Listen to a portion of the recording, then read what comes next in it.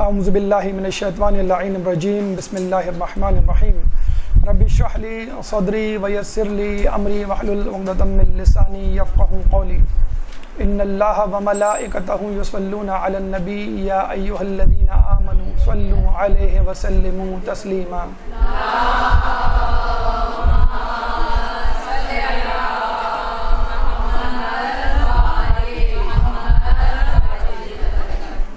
بارش رحمت یا زحمت آج کا موضوع، اور اس سے بہتر موضوع میرے خیال میں نہیں ہو سکتا.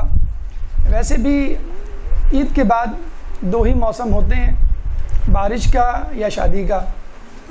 کچھ لوگ کہتے ہیں کہ یہ ایک ہی موسم کے دو نام ہیں کیونکہ دونوں سب کچھ بہا لے جاتے ہیں. کچھ کہتے ہیں کہ نہیں، یہ دونوں ایک ہی موسم کے دو نام ہیں، لیکن ایک سے باہر کا موسم اچھا ہو جاتا ہے اور ایک سے اندر کا.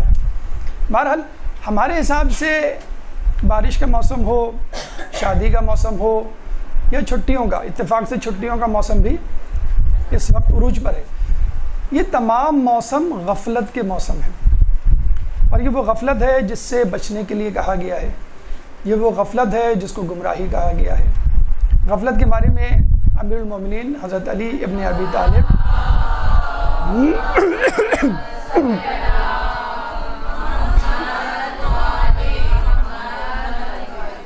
فرماتے ہیں، غفلت اور غرور کا نشہ شراب کے نشے کی بنسبت تاخیر سے اترتا ہے. کتنی تاخیر سے اترتا ہے؟ جب تک غرور یا غفلت کے اسباب، منبع، سرچشمہ، وجوہات دور نہ ہو جائے. اور بعض اوقات یہ وجوہات، یہ اسباب عمر بھر دور نہیں ہوتے. اور یہ غفلت، یہ غرور کب تک چلتا ہے؟ الہاکم التکاثر حتی زرتم المقابر، کہ ہلاکت میں ڈالا تم کو تکاثر نے. تکاثر باب تفاعل کا صیغہ ہے ثلاثی مزید فی سے، اور یہ اس کام کے لیے استعمال ہوتا ہے جو دو افراد یا کئی افراد آپس میں کر رہے ہوں. تو تکاثر کا جب ترجمہ کیا مفسرین نے تو کہا باہمی مسابقت کثرت مال و اولاد. فقط تکاثر کا ترجمہ باہمی مسابقت کثرت مال و اولاد. اچھا، یہ سب کچھ پرنٹ آؤٹ کی صورت میں لکھا ہوا ہے، بالکل فکر کی ضرورت نہیں ہے. آپ صرف سنیں اور سوال جمع کریں. ابھی انشاءاللہ کلاس کے بعد آپ کو پرنٹ آؤٹ مل جائے گا. ٹھیک ہے، تو باہمی مسابقت کثرت مال و اولاد. اچھا، مال و اولاد کا اس میں تذکرہ نہیں ہے، لیکن ہم یا مفسرین ڈال دیتے ہیں وہ اس لیے کہ مسابقت کثرت میں انہی دو چیزوں کے لیے ہوتی ہے. اور جب ہم مسابقت کی بات کریں، دیکھیں کثرت بہرحال پھر بھی اتنی خطرناک چیز نہیں ہے.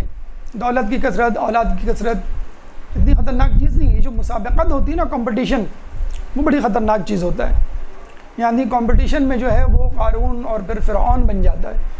مطلب کمپٹیشن میں آدمی کہتا ہے بس میں سب سے آگے نکل جاؤں، وہ سب سے خطرناک چیز ہوتی ہے. مال میں کمپٹیشن آپ دیکھ لیں، آپ کا گریڈ اچھا ہو گیا، آپ کی سواری اچھی ہو گئی، آپ نے نیا موبائل لے لیا، آپ نے گھر اچھی جگہ لے لیا. لیکن جب آپ گھر اچھی جگہ لیتے ہیں تو سامنے ایک اور گھر آپ سے خوبصورت موجود ہوتا ہے. آپ کہتے ہیں نہیں مجھے ایسا گھر چاہیے. آپ موبائل لیتے ہیں، اسکول کالج مدرسے آتے ہیں تو یہاں پہ ایک اور موبائل اچھا ماڈل مل جاتا ہے، تو آپ کہتے ہیں مجھے اب یہ اعلیٰ موبائل چاہیے. یہ کمپٹیشن جو ہے، طمع جسے کہتے ہیں، لالچ ایک الگ چیز. ایک طمع یہ ہوتی ہے کہ جو جس کے پاس ہے، فلاں آدمی کے پاس، وہ چیز میرے پاس بھی ہو. آدمی اپنی چیز بھول جاتا ہے، اپنا موبائل، اپنی گاڑی، اپنے کپڑے، وہ کہتا ہے نہیں اس کے پاس جو ہے وہ میرے پاس ہونا چاہیے. وہ بڑی خطرناک چیز ہے. تکاثر یہاں پہ انہی معنی میں استعمال ہے، مال اور اولاد. خیر، اولاد میں سے کمپٹیشن کوئی نہیں کر رہا آج کل، دو ہی بچے اچھے والی کیفیت ہے. لیکن اولاد کی کیفیات، خواص، ان کا اسٹیٹس، ان کی ترقی، اس میں کمپٹیشن ہو رہا ہے کہ میرا بچہ جو ہے وہ کون سے اسکول میں جا رہا ہے، تمہارا بچہ کون سے اسکول میں جا رہا ہے، میرے بچے نے کیا کپڑے پہنے، تمہارے بچے نے کیا کپڑے پہنے. یا فلاں کے بچے کو موبائل دلا دیا گیا، میرے بچے کو جو ہے موبائل نہیں دلایا گیا. تو وہ چھوٹے چھوٹے بچوں میں موبائل کی اور ٹیبلٹس کی اور کمپیوٹر کی کمپٹیشن، ایک عجیب کمپٹیشن شروع ہو گیا.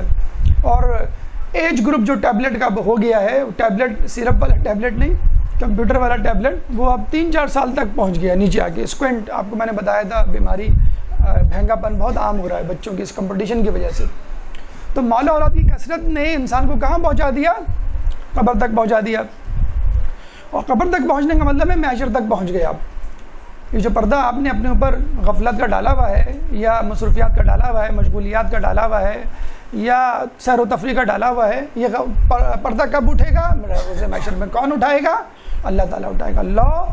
لقد كنت فی غفلۃ من ھذا فکشفنا عنک غطاءک. لقد كنت تم بے شک فی غفلت میں تھے من ھذا کس سے؟ جنت سے, دوزخ سے, پل صراط سے, اس مواخذے سے, اس اعمال نامے کے کھولے جانے سے. یہ جو سب کچھ تمہارے سامنے ہے روز محشر میں اللہ یہ کہے گا. اور پھر اللہ کیا کہتا ہے؟ فکشفنا عنک غطاءک, پس ہم نے ہٹا دیے تمہارے اوپر سے پردے. تو اس وقت دیر بہت ہو چکی ہوگی. اور غفلت چیز ایسی ہے کہ انسان کو مرنے تک احساس نہیں ہونے دیتی کہ میں غفلت میں مبتلا ہوں. اچھا غفلت اگر فقط غفلت ہوتی, مطلب ایک چیز کر رہے ہیں اب ایک چیز نہیں کر رہی, یہی غفلت ہے نا. غفلت کیا ہے کہ آپ کلاس میں بیٹھے ہوئے لیکن نہیں بیٹھے ہوئے, پتنی میں دیگچی چولہے پہ تو نہیں چھوڑ کے آ گئی, مجھے جلدی نکلنا ہے, کلاس آج دیر سے شروع ہوئی ہے, دیر سے ختم ہوگی, مجھے آگے کھانا بھی پکانا ہے. یا بچے کلاس میں بیٹھے ہوئے ہیں کرکٹ کے بارے میں سوچ رہے ہیں, یا آفس میں لوگ بیٹھے ہوئے ہیں اور سیاست کی باتیں, یہ بھی غفلت ہے, ان اٹینٹو ہونا. ورنہ جو ہے نماز پڑھنا کیا بری چیز ہے؟ بری چیز نہیں ہے, لیکن ایسی نماز جس میں غفلت ہو. فویل للمصلین الذین هم عن صلاتهم, وائے ہو ایسے نمازیوں کے لیے جو اپنی نمازوں میں الکساتے بجاتے. روزہ کیا غفلت نہیں ہے؟ روزہ کیا عبادت نہیں ہے؟ لیکن اس کو کیا کہا گیا کہ کتنے روزے دار ایسے کہ جن کو بھوک پیاس کے سوا کچھ نہیں ملتا. تہجد نماز سے شب بیداری کیا عبادت نہیں ہے؟ لیکن کہا گیا ہے کتنے شب بیدار ایسے ہیں جن کو زحمت اور مشقت کے علاوہ کچھ نہیں ملتا. تو غفلت فقط یہ چیز ہوتی کہ آپ ایک جگہ سے ایبسنٹ ہیں, غیر حاضر ہیں, فزیکلی یا مینٹلی, تو بات پھر بھی قابل علاج یا قابل دسترس یا قابل مواخذہ, یا جس پہ ہم قابو پانے کی کوشش بڑے آرام سے کر سکتے تھے, گھبراتے نہیں. لیکن سب سے زیادہ پریشان کن جو صورتحال ہے وہ یہ ہے کہ غفلت گمراہی ہے. الغفلت ضلالت. مولا فرماتے ہیں کہ غفلت گمراہی ہے, ضلالہ یعنی گمراہی. کون سی ضلالہ؟ کون سی گمراہی؟ اہدنا الصراط المستقیم صراط الذین انعمت علیہم غیر المغضوب علیہم ولا الضالین. یہ وہی ضالین جسے ہم پناہ مانگتے نماز میں 5 مرتبہ, 5 وقت کی نمازوں میں 10 مرتبہ یا 10 مرتبہ سے زیادہ. ہم اسی غفلت سے, اسی گمراہی سے پناہ مانگ رہے ہیں. تو اس کا مطلب ہے غفلت ایک ایسی چیز ہے جو آپ کو صراط مستقیم سے ہٹائے گی, صراط مستقیم سے ہٹا کے جہنم اور اللہ کے عذاب سے دوچار کر دے گی, کیونکہ یہ گمراہی ہے. تو اس کو بہت سنجیدگی سے لینا چاہیے اور بہت باریک بینی سے اس کا مشاہدہ کرنا چاہیے کہ اور اپنے آپ سے مواخذہ کرنا چاہیے کہ ہم کہیں غفلت میں مبتلا تو نہیں ہے. اگر غفلت میں مبتلا ہے تو ہم کیا کریں؟ سب سے پہلے اب غفلت کا علاج سنیے. غفلت کا علاج عبرت ہے. عبرت یعنی انسان نصیحت حاصل کرے. کس سے نصیحت حاصل کرے؟ جس سے بھی چاہے نصیحت حاصل کرے, لیکن نصیحت حاصل کرے کیونکہ نصیحت حاصل کرنا مومن کا شیوا ہے, مومن کا شعار ہے, مومن کی خصوصیت ہے. مولا فرماتے ہیں کہ مومن کی نگاہ عبرت کی نگاہ ہوتی ہے. اس کا مطلب کیا ہوا؟ اگر آپ یہ دعویٰ کرتے ہیں کہ آپ مومن ہیں تو آپ عبرت پکڑیے, عبرت حاصل کیجیے. اگر آپ عبرت حاصل نہیں کر رہے تو آپ مومن نہیں ہیں. مومن ہونے کا ثبوت دیجیے اگر آپ مومن ہونے کا دعویٰ کر رہے ہیں. تو مومن کی نگاہ عبرت والی ہوتی ہے, حوث کی نگاہ نہیں ہوتی, حسد کی نگاہ نہیں ہوتی, بد نظری کی نگاہ نہیں ہوتی, انتقامی نگاہ نہیں ہوتی, غصے بری نگاہ نہیں ہوتی. مومن کی نگاہ عبرت والی ہوتی ہے. حتیٰ کہ اگر وہ ایسی چیز دیکھتا ہے کہ جو دیکھنے کی نہیں تو وہ بھی عبرت والی نگاہ ہوتی ہے. یعنی جب وہ ایسی چیز پہ نگاہ ڈالتا ہے بد نظری سے متعلق جو دیکھنے کی نہیں, تو وہ فوراً یہ ذہن میں خیال لاتا ہے ارے یہ تو گناہ ہے دیکھنا. بس آپ نے عبرت پکڑ لی, آپ نے فوراً نگاہ ہٹا لی. تو مومن کی نگاہ عبرت کی نگاہ ہوتی ہے. اب دوسری بات کہ ہم کن چیزوں سے عبرت حاصل کریں. ارے یہ پوچھئے کہ کن چیزوں سے عبرت نہ حاصل کیجیے. مولا فرماتے ہیں کہ عبرتیں کتنی زیادہ ہیں اور عبرت حاصل کرنے والے کتنے کم. تو یہ نہ سوچیے کوئی اسپیسیفک جگہ ہوگی, خصوصی کام ہوگا, خصوصی وقت ہوگا, خاص وقت, مقام, زمان. نہیں, ہر وقت ہر جگہ آپ عبرت حاصل کر سکتے ہیں. آپ صبح اٹھتے ہیں, آنکھ کھولتے ہیں, یہ نعمت ہے جو اللہ نے دی. آپ مردہ ہو چکے تھے، اللہ نے آپ کو زندہ کیا.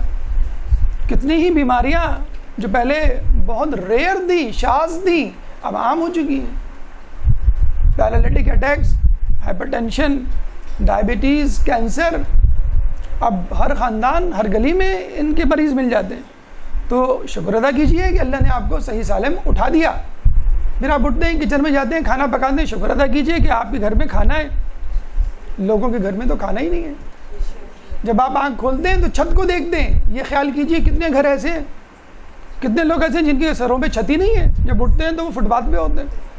تو یہ عبرت ہے، عبرت حاصل کیجئے اس سے. گھر سے نکلتے ہیں کہاں؟ آفس جانے کے لیے، روزگار کے لیے. شکر ادا کیجئے اللہ نے آپ کو روزگار دیا ہے. کتنے لوگ ہیں جو بے روزگار ہیں. بچے آپ کے اسکول جا رہے ہیں، اللہ نے آپ کو بچے دیے، اللہ نے آپ کو ان کی تعلیم کے لیے توفیق دی.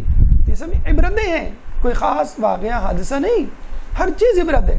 نعمت عبرت ہے، اور زحمت و مشقت، نقصان، یہ بھی عبرت ہے. اگر فرض کر لیجئے آپ یہ روٹین روزمرہ کے معاملات سے عبرت حاصل کرتے کرتے تھک گئے، یا آپ کہہ چکے نہیں بھائی تھوڑا سا چینج آنا چاہیے، تو حادثات و واقعات مولا فرماتے ہیں کہ زندگی کے نشیب و فراز میں عبرتیں ہیں. اچھا، اس کا مطلب یہ نہیں ہوتا حادثہ موت نہیں. کوئی ٹرننگ پوائنٹ، نشیب و فراز کا مطلب یہی ہے، ٹرننگ پوائنٹ. بارش ہو گئی، یہ ٹرننگ پوائنٹ آ گیا نا. نہیں ہو رہی تھی، حبس تھا. کراچی میں سب سے زیادہ جو ہے عید پہ گرمی پڑی. کینیڈا امریکہ والوں کو بھی پتہ چل گیا کہ عید پر کراچی میں سب سے زیادہ گرمی. فَإِنَّ مَعَ الْعُسْرِ يُسْرًا، إِنَّ مَعَ الْعُسْرِ يُسْرًا. آسانی، تنگی کے بعد آسانی ہے، اور بے شک تنگی کے بعد آسانی. پھر دیکھا ہم نے 14 دن پر اللہ نے جو ہے وہ بارش بھی بھیج دی. تو نشیب و فراز، نشیب و فراز کا مطلب حادثہ نہیں ہے. نشیب و فراز ٹرننگ پوائنٹ، کوئی چینج آ جائے آپ کو. سنڈے آتا ہے ہم بڑے خوش ہوتے ہیں، بھائی سنڈے آ گیا جو ہے اب میں نماز شب، نماز فجر، سب کی چھٹی، ناشتے کی بھی چھٹی، سب کی چھٹی. حلوہ پوری آئے گی اور پھر ڈٹ کے کھائیں گے، اور پھر یہ چادر تو آنے کی دوبارہ سو جائیں گے. یہ ٹرننگ پوائنٹ ہے، یہ چینج ہے. اس سے عبرت حاصل کیجئے کہ مجھے کیا کرنا چاہیے، مجھے کن کاموں میں مشغول ہونا چاہیے، کن کاموں میں مشغول نہیں ہونا چاہیے. عید آئی، ایک ٹرننگ پوائنٹ. رمضان سے ایک دم سے کھانے پینے کا موسم، ہلے گلے کا موسم، باہر نکلنے کا، گھومنے پھرنے کا موسم. عبرت حاصل کیجئے. کیا یہ حقیقی عید ہے جو میں نے گزاری؟ حقیقی عید کیا ہے کہ جس میں آپ کوئی گناہ نہ کرے. پھر ٹرننگ پوائنٹ بارش ہوگا. پھر ٹرننگ پوائنٹ شادیوں کا موسم، کہ یہ جو تقریبات ہو رہی ہیں اس میں اسراف تو نہیں ہو رہا، اس میں ریاکاری تو نہیں ہو رہی، اس میں غیبت تو نہیں ہو رہی. تو یہ عبرتیں حاصل کرنے کا مقام ہے. اور ضروری نہیں کہ واقعہ حادثہ آپ کے ساتھ ہو، دوسرے کے ساتھ ہو سکتا ہے. بلکہ یہ زیادہ بہتر ہے آپ کے لیے کہ حادثہ یا نقصان آپ کو نہیں ہوا. اگر آپ حادثے کا شکار ہو جاتے ہیں تو کیا قبر میں جا کے عبرت پکڑتے؟ آپ تو حادثے میں ضائع ہو چکے ہوتے. بڑے مزے سے ہم میسیجز ڈسکشن کر لیتے ہیں، لیکن عبرت نہیں حاصل کرتے. نت نئے انداز، نت نئے سدباب، نت نئی سازشوں کا انکشاف کرتے پھرتے ہیں. ایسا ہوا تھا، اس لیے ایسا ہوا، فلاں وجہ تھی. لیکن خود عبرت نہیں پکڑتے کہ اگر میں اس جگہ ہوتا یا ہوتی تو میرے ساتھ کیا ہوتا، یا ہونا چاہیے تھا، نہیں ہونا چاہیے تھا. ابھی حالیہ دنوں میں جو 2 واقعات ہوئے ہیں، ایک جو ہے بھاولپور کا اور ایک بارہ چنار کا، عبرت کا مقام ہے. عبرتوں سے بھرے واقعات ہیں. ایک جگہ ماہ رمضان میں تیل چوری کرتے ہوئے ایک شخص دنیا سے چلا جائے، اور ایک جگہ ماہ رمضان میں قدس کی ریلی میں دوسرے مظلوموں کی حمایت میں نعرے لگاتے ہوئے انسان شہید ہو جائے. تو اب آپ انتخاب کیجئے کس گروہ میں آپ شامل ہیں، کس گروہ میں شامل ہونا چاہیے. آپ بڑے دھڑلے سے کہہ دیتے ہیں کہ فلاں یہ کام کرتے ہوئے دنیا سے چلا گیا. کیا آپ گناہ کرتے ہوئے سوچتے ہیں، ٹی وی دیکھتے ہوئے، کوئی پروگرام دیکھتے ہوئے کہ میں یہ پروگرام دیکھ رہا ہوں یا دیکھ رہی ہوں، کہیں اگر ہارٹ بیٹ میری بند ہو گئی اس وقت لوگ کیا کہیں گے کہ کیا کرتے ہوئے دنیا سے رخصت ہو گیا؟ میں جھوٹ بولتے ہوئے، غیبت کرتے ہوئے دنیا سے رخصت. کوئی شکوہ شکایت خدا سے متعلق آ گیا، مجھے یہ نہیں دیا، مجھے وہ نہیں دیا اللہ نے، اور اس وقت آنکھ بند ہو گئی، تو کتنی بری موت ہوگی. یہ بھی گناہ سے گزرتے ہوئے موت ہے، گناہ کرتے ہوئے ایک موت ہے. تو زندگی میں نشیب و فراز سے عبرت حاصل کیجئے. زندگی میں جو ہے وہ عام روزمرہ کے معاملات سے عبرت حاصل کیجئے. سب سے خوبصورت بات یا سب سے بڑا صلہ یہ اللہ تعالیٰ جب کسی چیز کا حکم دیتا ہے تو وہ بغیر صلے کے نہیں ہوتا. ایک تو کوئی حکمت ہوتی ہے دنیاوی اعتبار سے، لیکن اس میں کوئی نہ کوئی صلہ ضرور ہوگا. جو شخص عبرت حاصل کرتا ہے اس کا درجہ، اس کا مرتبہ اور اس کا اجر کیا ہے، سنیے. مولا فرماتے ہیں کہ اللہ تعالیٰ جب کسی کو پسند کر لیتا ہے تو اس کو عبرتوں کے ذریعے نصیحت کرتا ہے. کتنی خوبصورت بات ہے. آپ کو کتاب نہیں کھولنی پڑی, آپ کو درس نہیں سننا پڑا, آپ کو جو ہے وہ ویب سائٹ پہ لاگ آن نہیں ہونا پڑا, آپ کو کوئی بات سمجھنی نہیں پڑی, بس واقعہ دیکھا, سنا اور عبرت پکڑ لی. عبرتوں کے ذریعے اللہ نصیحت کرے گا ایسے لوگوں کو, اور یہ لوگ اللہ کے نزدیک پسندیدہ لوگ. ہمیں بڑا شوق ہے اپنے آپ کو پسندیدہ کہلوانے کا, فیوریٹ کہلانے کا. ایک پوسٹ فیس بک پہ دیتے ہیں آپ اور اس پہ لائک آ جاتا ہے, بڑے خوش ہوتے ہیں, دیکھو لوگوں نے لائک کیا میری ایک پوسٹ کو, میری اس فوٹوگراف کو, یا واٹس ایپ پہ آپ نے کچھ دیا اس پہ فوراً کمنٹس آ گئے, کتنے خوش ہو جاتے ہیں آپ. تو یہاں پر اللہ تعالیٰ یہ کہہ رہا ہے کہ اگر تم میرے پسندیدہ بندے بننا چاہتے ہو تو عبرت پکڑو, اور اگر جو شخص عبرت پکڑے گا وہ میرا پسندیدہ بندہ ہوگا. تو آج ہی اپنی زندگی کے فیس بک پر عبرت کی پوسٹ بھیجیے, اور لاکھوں نہیں کروڑوں لوگوں کو اپنا فرینڈ بنائیے, فرینڈ سرکل میں شامل کیجیے. اللہ آپ کا دوست بنے گا تو اللہ کے ساتھ 1,24,00,000 انبیاء بھی آپ کے دوست بن جائیں گے.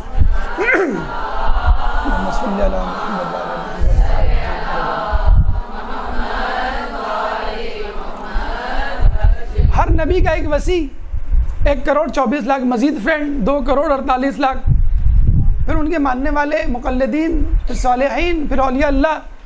ہم اپنے فیس بک پہ جو ہے بڑا فخر کرتے ہیں کہ ہمارے اتنے 100 فرینڈ ہیں, اتنے 1000 فرینڈ ہیں, اتنے لاکھ فرینڈ ہیں, اتنے کروڑ فرینڈ ہے. تو وہ آپ ہی جیسے نکھٹو نکمے یا ہم جیسے نکھٹو نکمے فرینڈ ہیں.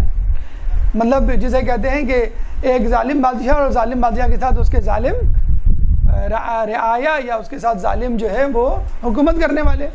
تو اگر آپ یہ سمجھ رہے ہیں کہ میرے پاس اتنے کروڑ یا اتنے لاکھ یا اتنے ہزار فرینڈ ہیں تو وہ آپ ہی جیسے ہیں, کثرت اس بات کی ضمانت نہیں کہ واقع ہوگی. امریکہ کی جو گلوکارہ ہے, مجھے نام نہیں یاد آ رہا ہے اس وقت, اس کے کتنے فرینڈز ہیں. فرینڈ کہنا ہی عجیب سا لگتا ہے کسی خاتون کے لیے لفظ. 10 کروڑ فرینڈ ہیں اس کے, 10 کروڑ فرینڈ ہیں اس کی فیس بک پہ. اب آپ کہیں گے کیا اللہ کے نزدیک مقرب اور متقی پرہیزگار بندی ہے, کیا اس کا مطلب یہ ہے؟ تو فرینڈ سرکل کا وسیع ہونا اس بات کی ضمانت نہیں ہے کہ آپ راہ حق پر ہیں. فرینڈ وہ ہونا چاہیے جس کو اللہ پسند کرے, اور فرینڈز میں سب سے بہتر فرینڈ اللہ تعالیٰ ہے. اگر ایسا نہ ہوتا تو رسول اللہ اس کائنات سے جاتے ہوئے اللہم الرفیق الاعلیٰ نہ کہتے. رسول کا آخری جملہ ہے ڈیتھ بیڈ, بستر مرگ پہ جب ان کی روح پرواز کرنے والی تھی تو اس سے پہلے, جان دینے سے پہلے اپنے حقیقی کو, خالق حقیقی کو, جو ان کا جملہ تھا اللہم الرفیق الاعلیٰ. لگتا ہے کہ رسول اللہ کو معلوم تھا کہ ایک زمانہ آئے گا فرینڈز یا فرینڈشپ یا فرینڈ سرکل کی بڑی بہتات ہوگی, لوگ فرینڈز کے پیچھے بہت بھاگیں گے فیس بک اور واٹس ایپ اور انٹرنیٹ اسکائپ کی صورت میں. اللہ نے پہلے ہی بتا دیا رسول کی زبان سے یہ جملہ, بلکہ آخری جملہ, اور آخری جملہ اور پہلا جملہ آپ کو معلوم ہے بہت امپورٹنٹ ہوا کرتا ہے. تو آخری جملہ رسول اللہ کا پہلا جملہ کیا ہوا کرتا تھا؟ قولوا لا الہ الا اللہ تفلحوا, کہو کہ اللہ ایک ہے بس فلاح پاؤ گے. اور اسی اللہ کے بارے میں کہا اللہم الرفیق الاعلیٰ, جس کی تم وحدانیت کی گواہی دو گے بس وہی سب سے بہتر فرینڈ ہے. تو اللہ تعالیٰ ہمیں عبرت پکڑنے کی توفیق عطا فرمائے, اللہ تعالیٰ ہمیں غفلت سے نکالے, اور اللہ تعالیٰ ہمیں اپنے آپ کو اپنا فرینڈ بنانے کی توفیق عطا فرمائے. درود پڑھ دیں محمد والے.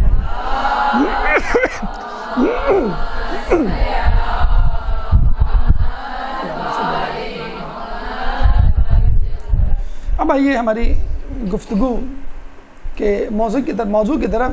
بارش رحمت یا زحمت. بہت پرانا محاورہ ہے, جب بھی بارش آتی ہے یہ محاورہ جو ہے ہمارے ذہنوں میں آ جاتا ہے.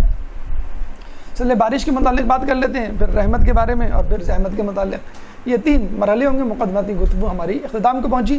بارش کیا ہے, بارش کی تعریف کیا ہے, بارش ہوتی کیا ہے, یوں سمجھ لیجیے. بارش کی وجہ کیا ہے, یوں سمجھ لیجیے کہ سورج جب اپنی حرارت سمندر پہ ڈالتا ہے تو وہ پانی بھاپ بن کے آسمان کی طرف چلا جاتا ہے, بادلوں میں تبدیل ہو جاتا ہے, پھر ہوائیں اس کو لے کے گھومتی ہیں, اور پھر پانی کہیں برستا ہے, اور پھر زمین پہ پڑتا ہے, پھر ندی نالوں کی صورت میں واپس سمندر میں آ جاتا ہے. پوچھنے والے پوچھتے ہیں کہ بھئی سمندر میں پانی کو واپس آنا ہی تھا تو اللہ نے اتنی بڑی زحمت مشقت سے کیوں گزارا؟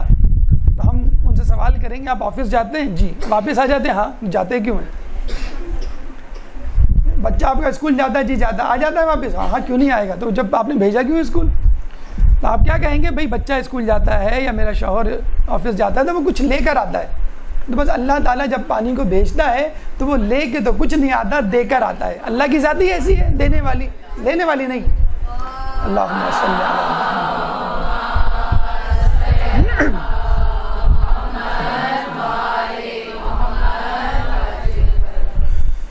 بارش کی اقسام. اچھا اس پہ تھوڑی سی گفتگو ہو جائے. لوگ سمجھتے ہیں کہ بارش کی وجہ یہ ہے کہ پانی حرارت کی وجہ سے بھاپ میں تبدیل ہوا، یہ وہ نہیں. یہ وجہ نہیں ہے، یہ میکینزم ہے، میکانیات جسے کہتے ہیں. کس طرح بارش ہوتی ہے. ہم آپ سے پوچھیں کہ بارش کس طرح ہوتی ہے. بارش کی اصل وجہ نیکیاں اور نیکوکار لوگ. اللہ تعالیٰ اس وجہ سے بارش کرتا ہے، اور بارش نہیں کرتا تو گناہ اور گناہ گار لوگوں کی موجودگی، اور اس کی بہت مثالیں ہمارے پاس موجود ہیں. نیکیاں اور نیکوکار لوگ کہتے ہیں کہ دنیا میں اگر معصوم بچے، نیکوکار لوگ، جانور، نباتات نہ ہوں تو اللہ بارش کا ایک قطرہ نہ ٹپکائے. اللہ تعالیٰ ان گناہ گاروں کے لیے بارش نہیں کرتا ہے. وہ الگ بات ہے کہ وہ اس سے فائدہ اٹھا لیتے. جس طرح بارش سے بنجر زمین بھی فائدہ اٹھاتی ہے، پہاڑ بھی فائدہ اٹھاتا ہے، صحرا بھی فائدہ اٹھاتا ہے. حالانکہ ہوتی کھیت کھلیانوں کے لیے، لیکن ایسی زمینیں بھی فائدہ اٹھاتی ہیں جو کہ کھیت کھلیانوں میں شمار نہیں ہوتی ہیں. تو نیکوکاروں کی وجہ سے ہوتا ہے اور نیک لوگوں کی وجہ سے ہوتا ہے، نیکیوں کی وجہ سے ہوتا ہے. اور اگر کبھی بارش رک جائے کثیر لوگوں کی تعداد کی وجہ سے، ان کی کثرت گناہ کی وجہ سے، تو بارش ہوتی بھی کسی ایک نیک آدمی کی وجہ سے. ایک نیک آدمی کی دعا کافی ہوتی ہے بارش کے لیے. چوتھے امام زین العابدین علیہ السلام اللہم صلی علی محمد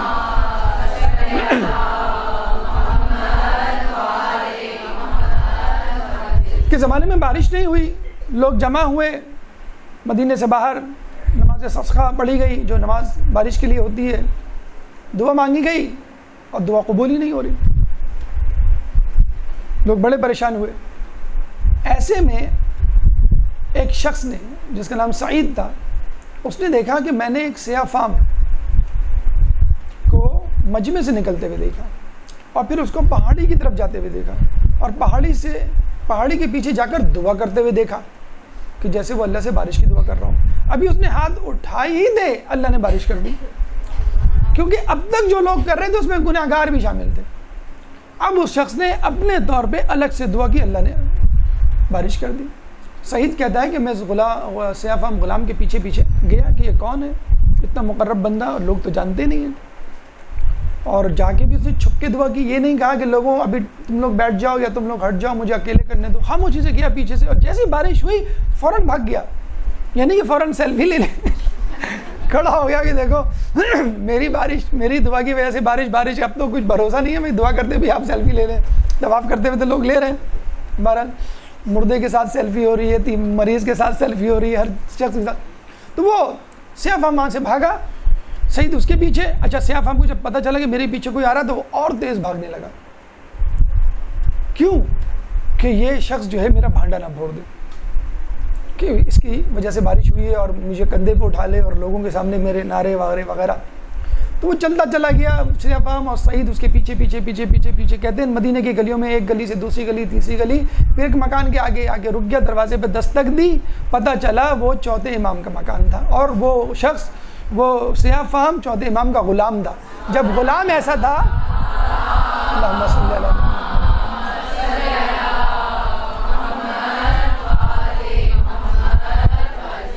تو جس کا غلام ایسا ہو اس کا امام کیسا ہوگا.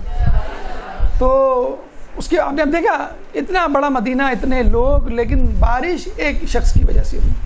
کہتے ہیں کہ خلیفہ دویم کے زمانے میں بارش نہیں ہو رہی تھی.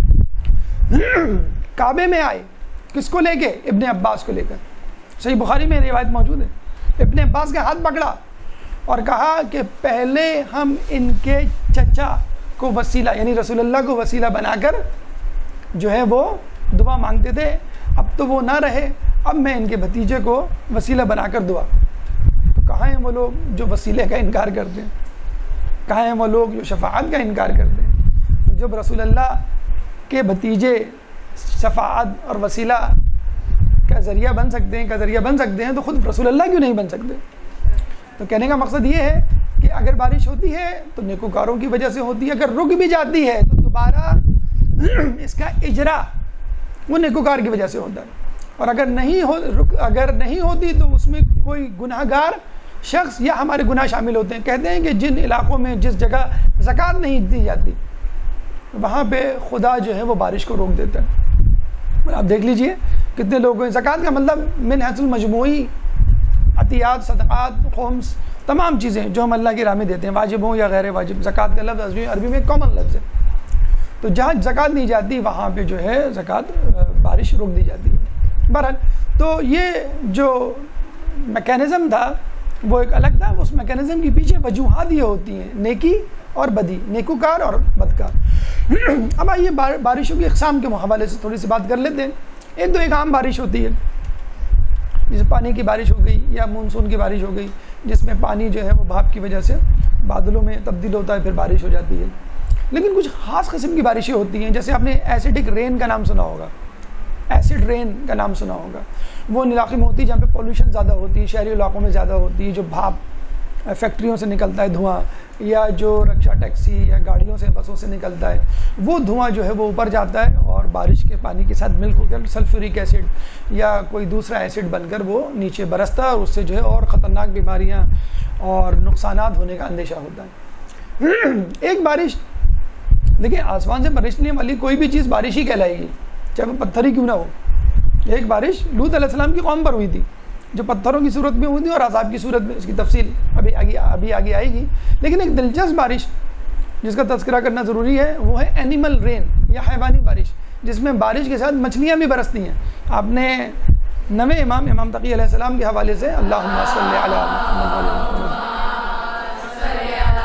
محمد واقعہ سنا ہوگا کہ جب مامون اپنے شکار سے واپس آیا، جاتے ہوئے اس نے سوال کیا، آتے ہوئے بھی اس نے سوال کیا، اپنی مٹھی میں ایک مچھلی کو دبا کر کہا کہ اس میں کیا ہے؟ امام نے پورا واٹر سائیکل اور رین سائیکل بتلا دیا اس کو، پھر کہا کہ بادشاہان وقت اپنی مٹھی میں مچھلی کو دبا کر خاندان نبوت کا امتحان لیا کرتے ہیں۔ تو وہ بڑا حیران اور پریشان ہوا۔ اچھا، اس پہ بڑی ڈسکشن بھی ہوا ہے، لوگوں نے کہا کہ یہ کیسے ممکن ہے مچھلی بارش کے ساتھ اوپر سے۔ تو آپ ویکیپیڈیا پہ جائیں تو وہاں تقریباً 15 واقعات اس دنیا میں ودن 50 ایئرز موجود ہیں، 200 ایئرز، کہ جس میں مچھلیاں گری۔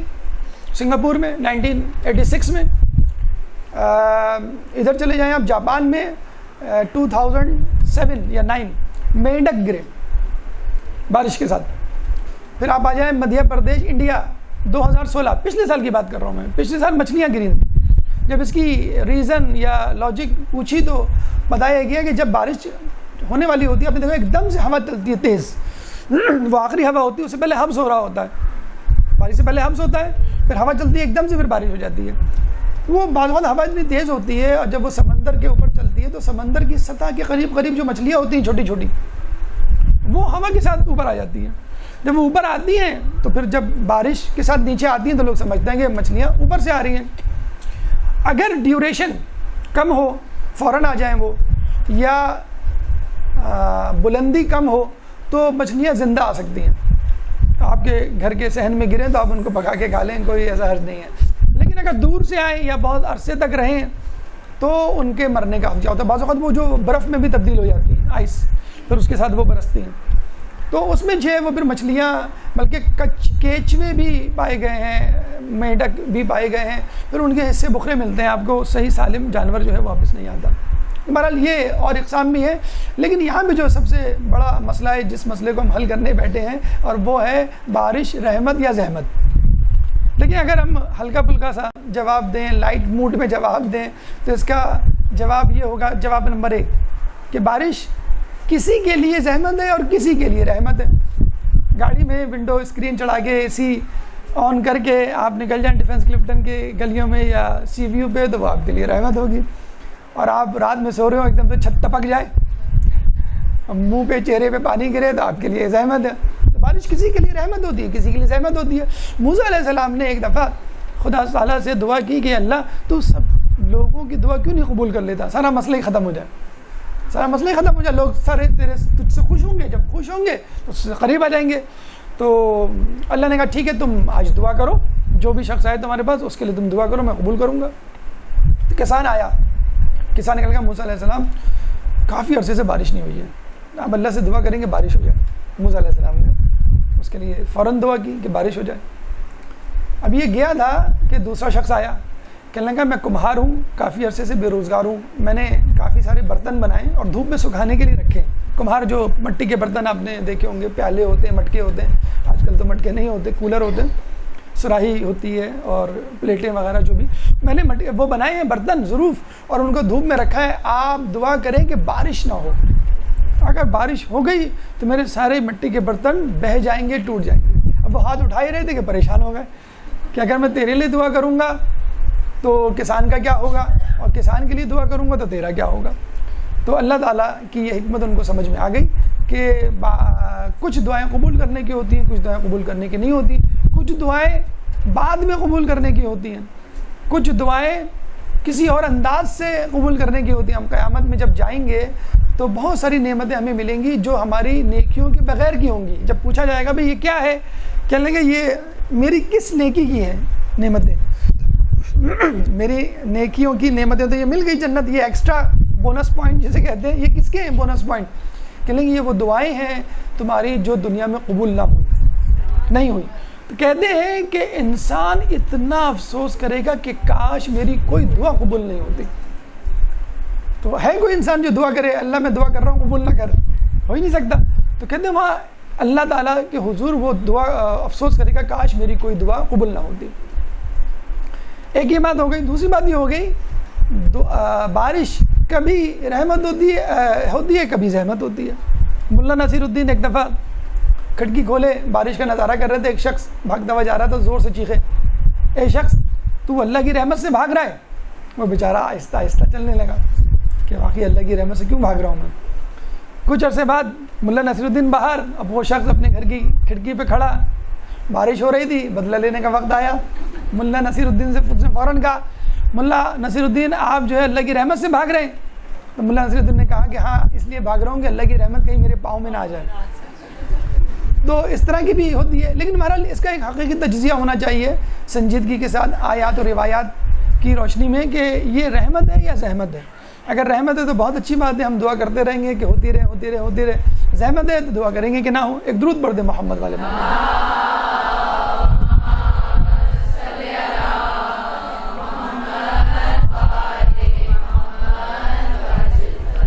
دیکھیں بارش کیا ہے؟ بلندی سے برسنے والا پانی۔ اگر پانی نہ ہو تو جو کچھ بھی برسے گا وہ فضول ہے، ہمیں تو پانی چاہیے بھائی۔ اب پانی کی اہمیت کو سن لیجئے، سورہ انبیاء آیت نمبر 30 وَمِنَ الْمَاءِ وَجَعَلْنَا مِنَ الْمَاءِ كُلَّ شَيْءٍ وَجَعَلْنَا مِنَ الْمَاءِ كُلَّ شَيْءٍ، اور ہم نے ہر چیز کو پانی سے خلق کیا۔ بس ساری بات ختم ہو گئی، مزید ڈسکشن کی گنجائش ہی نہیں ہے کہ جب اللہ تعالیٰ نے ہر چیز کو پانی سے پیدا کیا تو ہمارا وجود پانی کا، نباتات کا وجود پانی کا، حیوانات کا وجود پانی کا، جمادات کا وجود، ہر چیز، اور سائنسدان اس میں بالکل متفق ہیں 100%، they are on the same page with the God. عموماً ڈفرینٹ پیج پہ ہوتے ہیں، تو وہ یہ کہتے ہیں کہ یہ بات صحیح ہے کہ دنیا میں پانی کی وجہ سے حیات اور زندگی ہے۔ جب بھی وہ اگر مریخ میں پانی ڈھونڈ رہے ہیں تو وہ اسی وجہ سے ڈھونڈ رہے ہیں، پانی میں پانی ڈھونڈ رہے ہیں چاند پہ تو وہ اسی وجہ سے ڈھونڈ رہے ہیں۔ ہم لوگ بھی کرایہ کا مکان ڈھونڈتے تو سب سے پہلے پوچھتے پانی 24 گھنٹے آتا ہے کہ نہیں آتا ہے۔ بہرحال تو وجعلنا من الماء كل شيء، ہم نے ہر چیز کو پانی سے پیدا کیا۔ ایک شخص حضرت علی دودھ پڑھ دیں اللہم صلی علی محمد وعلی محمد۔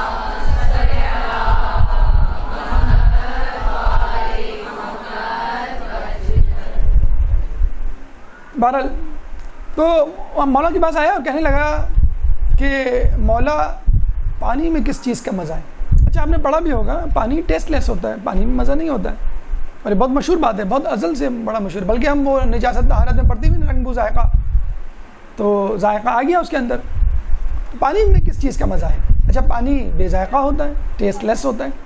تو پہلے تو مولا نے پوچھا تو نے سوال الجھنے کے لیے پوچھا ہے کہ سلجھنے کے لیے پوچھا ہے؟ اور ظاہر بات ہے اس نے جو ہے الجھنے کے لیے پوچھا یا بائی دا وے پوچھ لیا یا ایک انسائکلوپیڈیا کھڑا ہوا ہے کائنات کا، چلو کچھ نہ کچھ پوچھوں، جو منہ میں آئے جو ذہن میں آئے کچھ تو جواب ملے۔ اب آپ دیکھیں دیکھا جائے سوال فضول تھا، یہ ہمارے آئمہ کی عظمت و جلالت ہے کہ وہ فضول سوال کو بھی بہترین سوال میں تبدیل کر دیتے ہیں۔ فضول سوال ہے پانی میں مزہ ہوتا نہیں تو پوچھ کیوں رہے ہو؟ مولانا نے کیا جواب دیا؟ پانی میں حیات کا مزہ، جہاں پانی ہوگا وہاں حیات ہوگی، پانی میں حیات کا مزہ ہے۔ مجھے بتلائیے کون سی ایسی چیز ہے یا کون سا ایسا دن ہے، وہ کون سا ایسا کام ہے جس میں پانی نہ استعمال ہوتا ہو؟ گاڑی کس سے چلتی ہے؟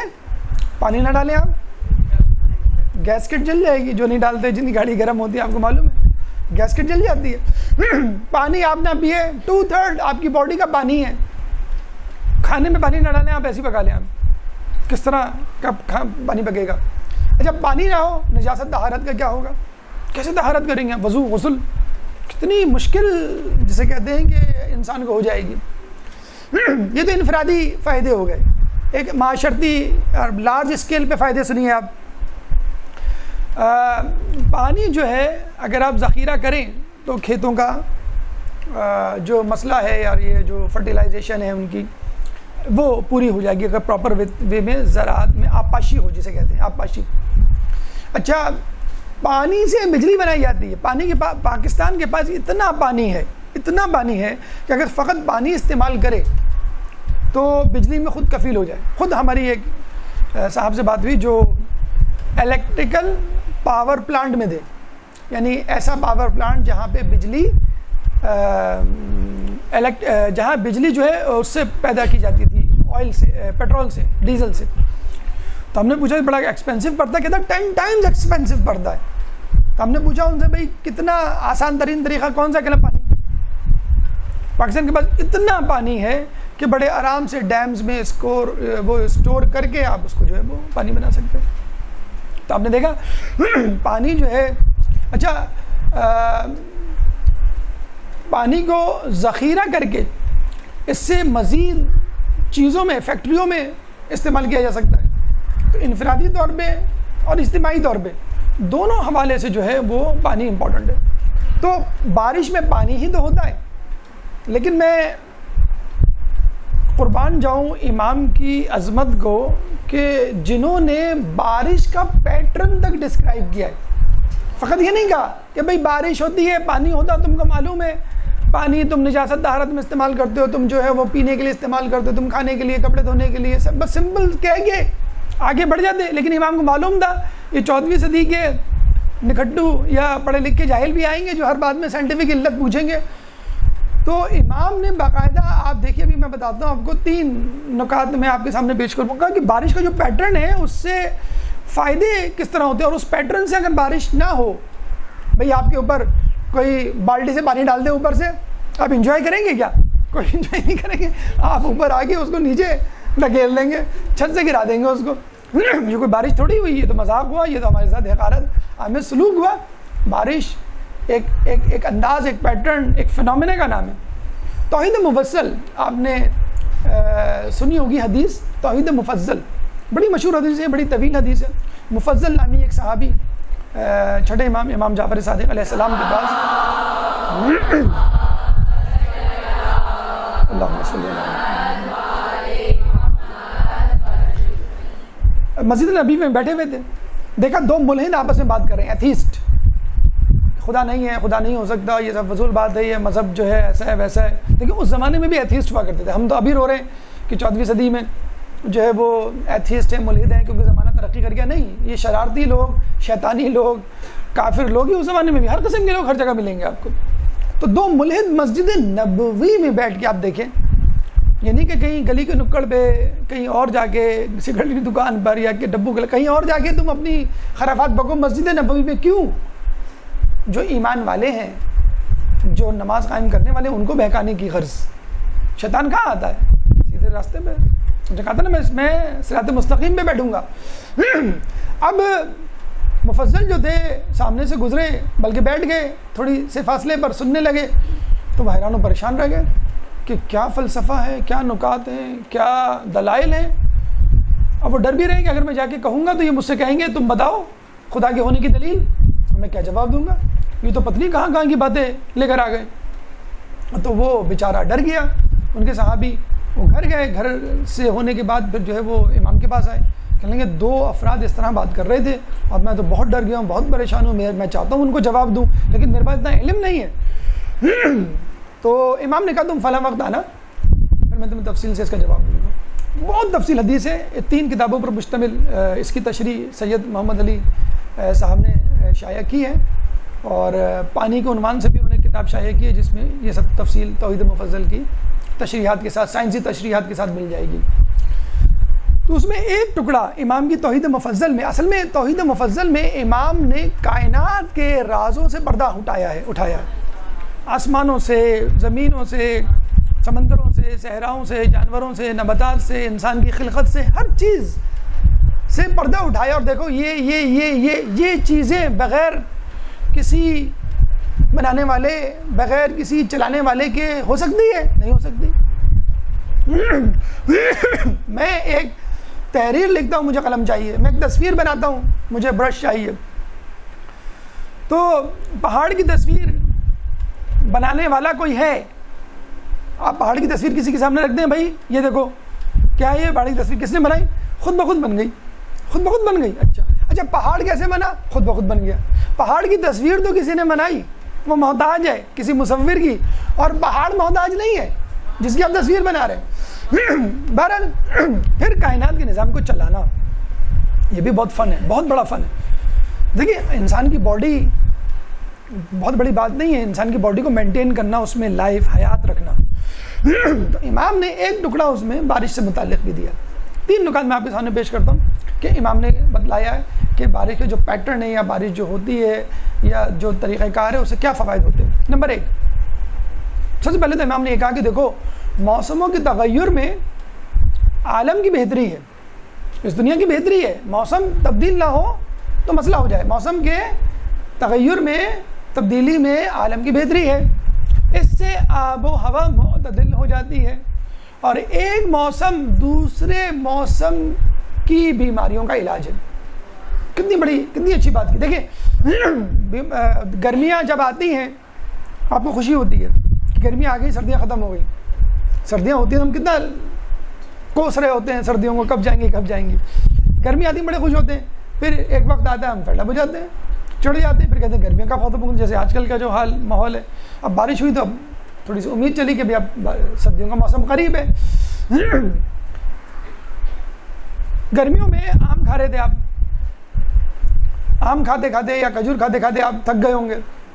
گرمیوں اب کھجور بھی جو ہے وہ گرمیوں کا موسم پھل ہے, آپ کا جی چاہتا کبھی کوئی اور پھل ہو, انار مثلا, انگور ہے, یہ آپ کے سردیوں میں آتے ہیں. تو اچھا کچھ بیماریاں ہوتی ہیں جو گرمیوں میں لگتی ہیں انسان کو, بدن کی خارش وغیرہ. آپ نے سنا ہوگا کہ مائیں جو اپنے بچوں کو دھکیلتی ہیں, جاؤ جا کے نہاؤ, تمہارے دانے بہت ہو گئے, تمہارے دانے سارے ختم ہو جائیں گے. تو وہ گرمی دانے یا گرمیوں کی بیماریاں وہ ختم ہو جاتی ہیں. تو گرمیوں کی بیماریاں, گرمیوں کے نقصانات آب و ہوا کی تبدیلی سے, سردیوں کی وجہ سے دور ہو جاتے ہیں. پھر ایک اعتدال پسندی بھی آ جاتی ہے. مطلب آدمی میں اگر ایک ہی رجحان ہر وقت رہے تو ہم کہیں گے تم میں شدت پسندی ہے, یعنی ہر وقت غصہ رہے, اچھا نہیں ہے. ہر وقت آدمی مسکراتا رہے, ہنستا رہے, وہ بھی صحیح نہیں ہے. ہر وقت آدمی آرام کرتے ہوئے صحیح نہیں ہے. جب تک تغیر و تبدل نہیں ہوگا انسان کی زندگی میں, انسان کے آس پاس کے ماحول میں, اس وقت تک انسان اس کو انجوائے نہیں کر سکے گا. مثلاً اگر سردی نہ ہوتی آپ گرمی کو انجوائے نہیں کر سکتے تھے, یا گرمیاں نہیں ہوتی تو آپ سردیوں کو انجوائے نہیں کر سکتے تھے. روشنی کو کیوں اچھا سمجھا جاتا تھا, آپ کو معلوم ہے کہ جب اندھیرا ہوگا, لوڈ شیڈنگ ہوگی تو میں اپنے ہی گھر کے صوفے سے ٹکرا کے گر سکتی ہوں, اور روشنی ہوگی تو میں کسی انجانے سفر پہ, راستے پہ دیکھ کر اپنا سفر جو ہے وہ جاری رکھ سکتی ہوں.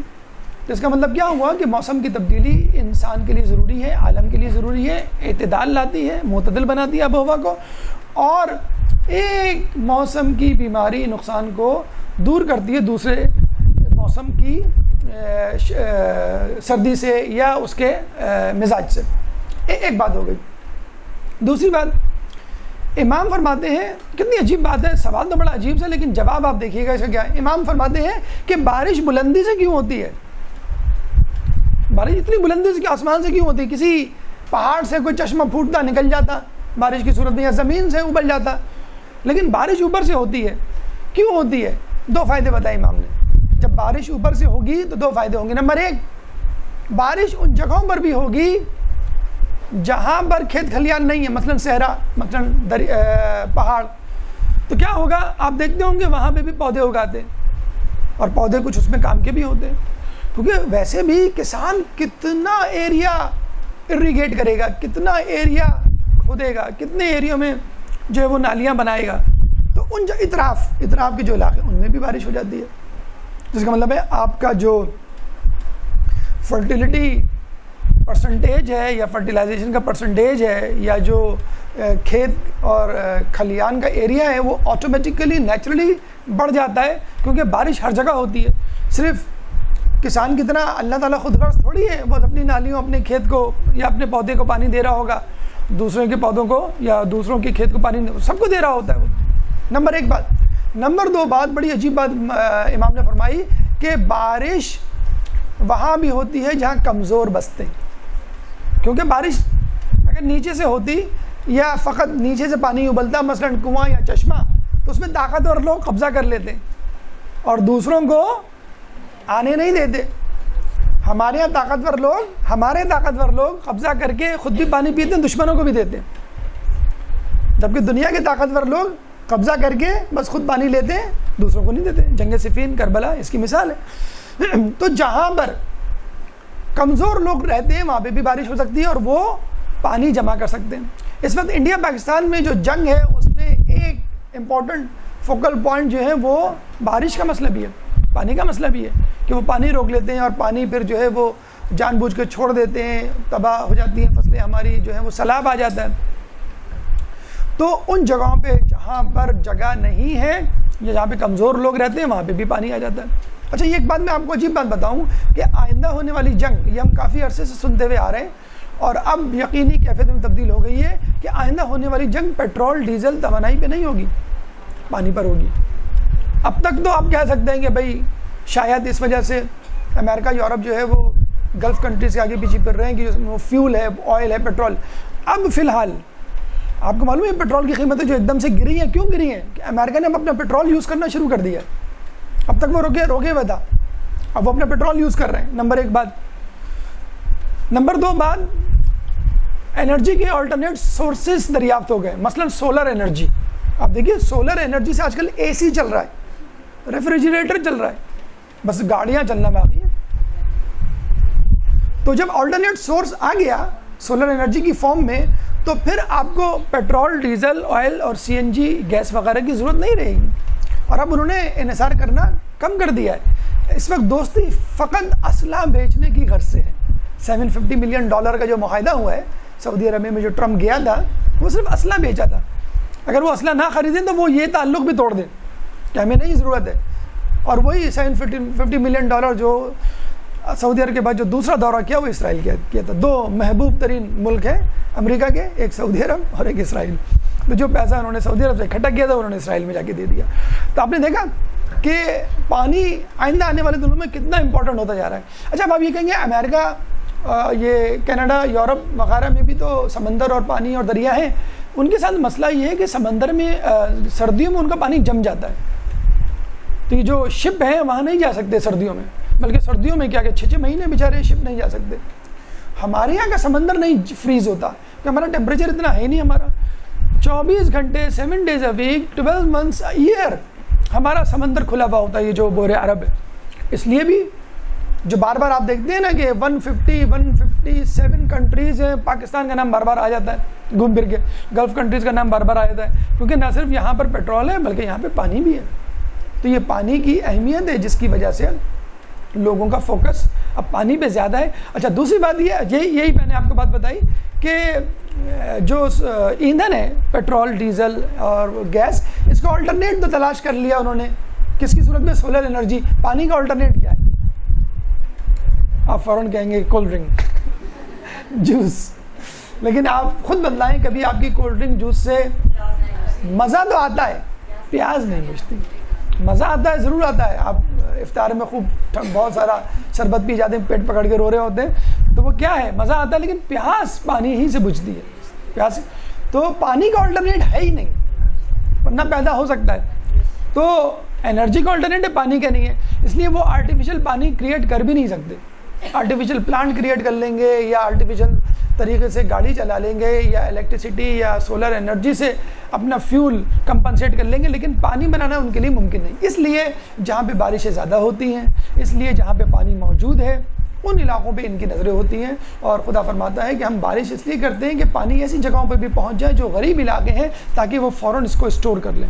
آپ کو معلوم ہے ملیشیا میں پانی کے لیے کسی سمندر, کسی دریا, کسی نہر سے استفادہ نہیں کیا جاتا, فقط بارش کے پانی کو وہ اسٹور کر دیں اور اسی پانی کو فوراً نلکوں میں سپلائی کرنا شروع کر دیتے. تو کھانا پینا, ان کا جو ہے وہ کپڑے دھونا, ہر چیز اسی پانی سے ہوتی ہے. بالکل 100% پیور پانی ہوتا ہے. آپ نے معلوم ہے جاری پانی کے احکامات جاری ہوتے ہیں کس پر؟ بارش کے پانی پر. تو اگر لوگ یہ کر لیں کہ جب بھی بارش ہو فوراً اس کو اسٹور کر لیا جائے, جس طرح ملیشیا کر رہا ہے, پورا کا پورا آپ کا اریگیشن سسٹم اس سے بحال ہو سکتا ہے. تو بہرحال پانی یا بارش کا برسنا بلندی سے اس لیے ہے کہ پانی ایسی جگہوں پہ پہنچ جائے جہاں کمزور لوگ رہتے ہیں اور جہاں پہ بارش عموماً نہیں ہوتی. ایک اور چیز, تیسری بات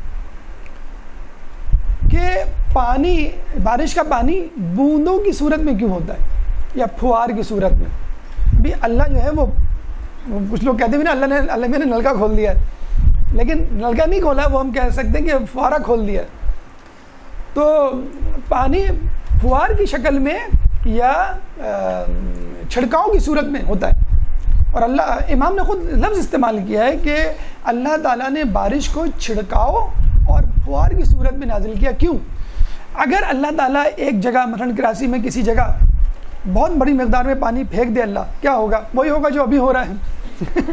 ہم تو پھوار بھی جو ہے اس کو زحمت لیتے ہیں, پانی جمع ہو جائے گا. ہمارے یہاں تو ہم پھوار کو بھی جو ہے وہ جمع کر لیتے ہیں. تو پانی بہت زیادہ مقدار میں ایک جگہ گرے گا تو جمع ہو جائے گا. ایک جگہ جمع ہوگا تو بیماریاں, ڈینگی فیور, ملیریا پیدا ہو جائے گا. ایک جگہ جمع ہوگا تو اگر فصلیں ہیں تو وہ تباہ ہو جائیں گی. ایک جگہ جمع ہوگا تو گاڑی جو ہے وہ تباہ ہو جائے گی, ٹریفک جام ہو جائے گا, اس کا کرنٹ جو آپ کا گرا تار بجلی کا تو کرنٹ پھیل جائے گا, کتنی چیزیں ہوں گی. تو پھوار کی صورت میں ہوتا ہے تاکہ پانی جذب ہو سکے. یہ امام کی لاجک اور امام کا فلسفہ ہے, یہ کوئی سائنسدانوں نے نہیں دریافت کیا ابھی. پانی پھوار کی صورت میں ہوتا ہے تاکہ زمین اس کو جذب کر سکے. ایک تو نقصان سے جو ہم بچے کہ پانی ایک دم سے جمع نہیں ہوگا, نمبر ایک. نمبر دو, جب تھوڑا تھوڑا تھوڑا پانی گرے گا تو اس کو جذب کر لے گا, جذب کر کے نیچے تک جائے گا. نیچے جو بھی بیج یا جو بھی چیز ہے اس میں وہ فائدہ دے گا اور وہ نکلے گا. اگر فوری طور پہ آپ کسی گملے میں پانی دے دیں بہت سارا, ایک دم سے تھوڑا تھوڑا کر کے دیں گے, تو آپ نے دیکھا بھی ہوگا, بلکہ وہ جو مجھے نہیں معلوم کیا کہتے ہیں اس کو, جو گارڈنر پانی وہ ڈالتے ہیں تو وہ اس کی جو وہ قیف ہوتی ہے وہ بھی پھوار کی طرح کی ہوتی ہے, شاور کی طرح کی ہوتی ہے. بہرحال تو پھوار کی صورت میں ہوگا نمبر ایک. نمبر دو, فضا معطر ہو جاتی ہے, فضائی آلودگی دور ہوتی ہے. حج پہ بڑا پریشان تھے لوگ, کیا کریں, پولوشن کیسے دور کریں, حبس کیسے دور کریں, اتنا بڑا مجمع ہے.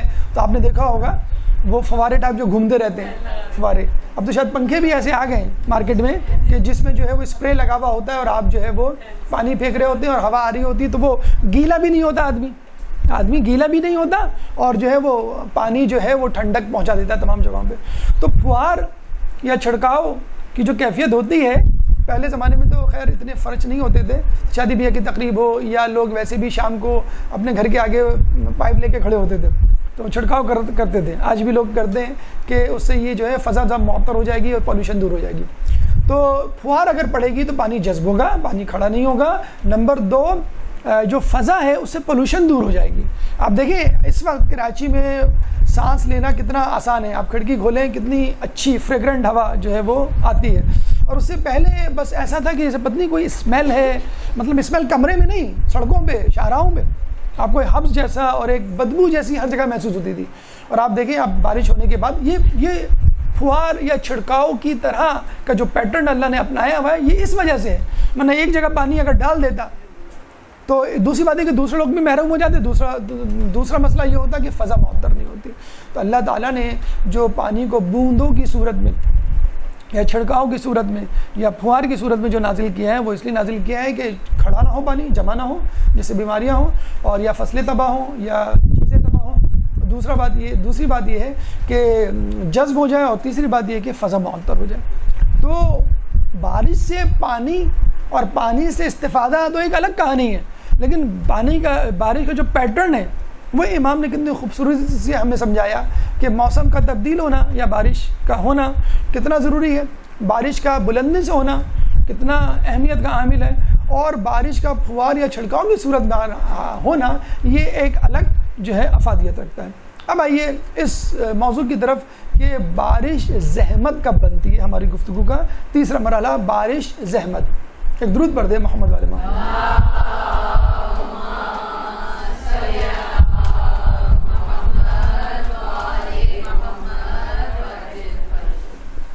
دیکھیے بارش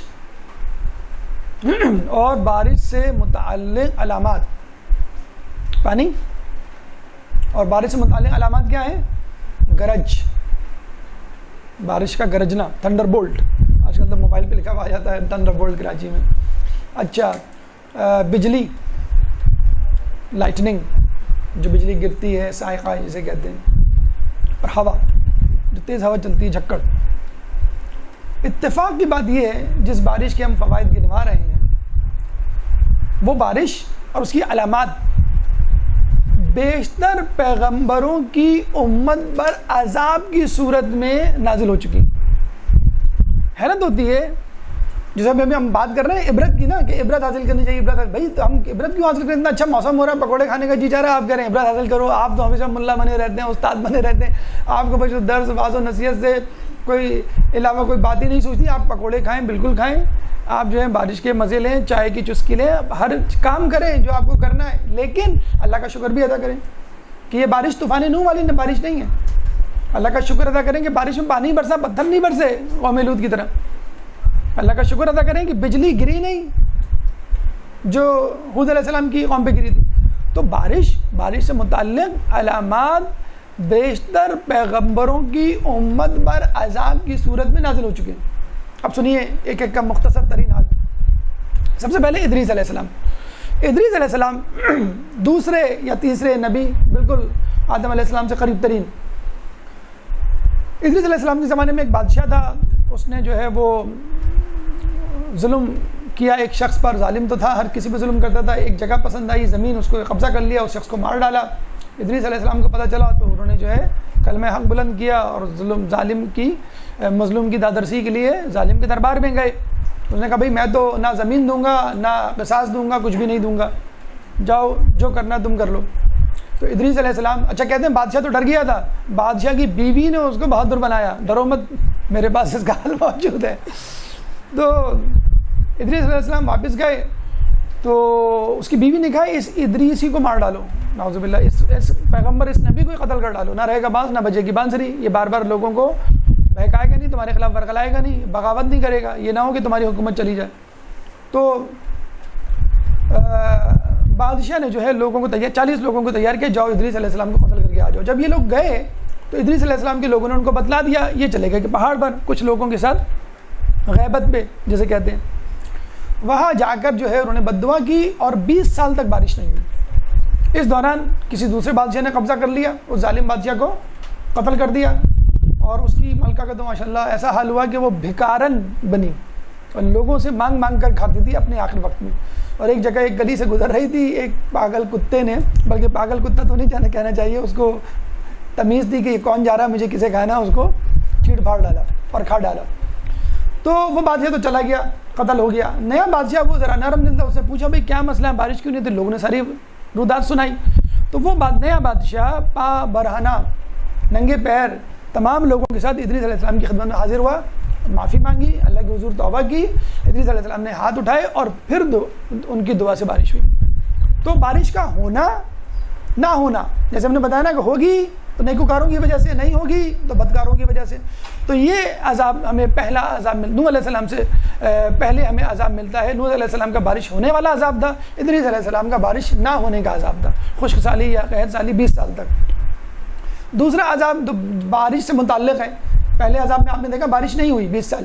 اب جو ہے بارش ہوئی اور ایسی ہوئی کہ بس نوح علیہ السلام نے اپنی قوم کو 950 سال تک تبلیغ کی. 850 سال میں مبعوث ہوئے. 850 جمع 950 کتنے ہو گئے؟ 1800. پھر ان کو حکم ہوا کہ آپ کشتی بنائیں, تو انہوں نے کشتی بنائی. کشتی بناتے تھے لوگ, صبح رات میں توڑ کے چلے جاتے تھے, پھر بناتے پھر توڑ کے چلے جاتے. کتنے عرصے تک انہوں نے کشتی بنائی؟ 200 سال تک. ہم بڑے مجھ سے کہتے ہیں کہ اللہ نے ہمیں کیوں نہیں پیغمبر بنایا.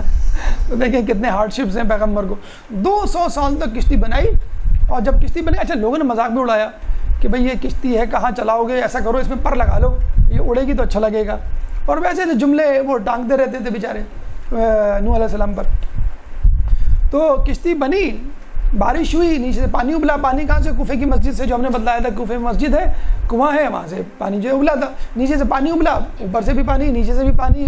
نوح کی امت جو ہے وہ سینڈوچ بن گئی پانی کے درمیان. ہر جگہ پانی, سارے پہاڑ جو ہے وہ پانی میں ڈوب گئے. صرف سوائے خانہ کعبہ کے بارے میں کہا جاتا ہے وہ پانی میں نہیں ڈوبا. یہ نوح علیہ السلام کی قوم جو بارش کی وجہ سے عذاب کا شکار ہوئی. آگے چلیے, قوم عاد, حضرت ہود علیہ السلام کی قوم.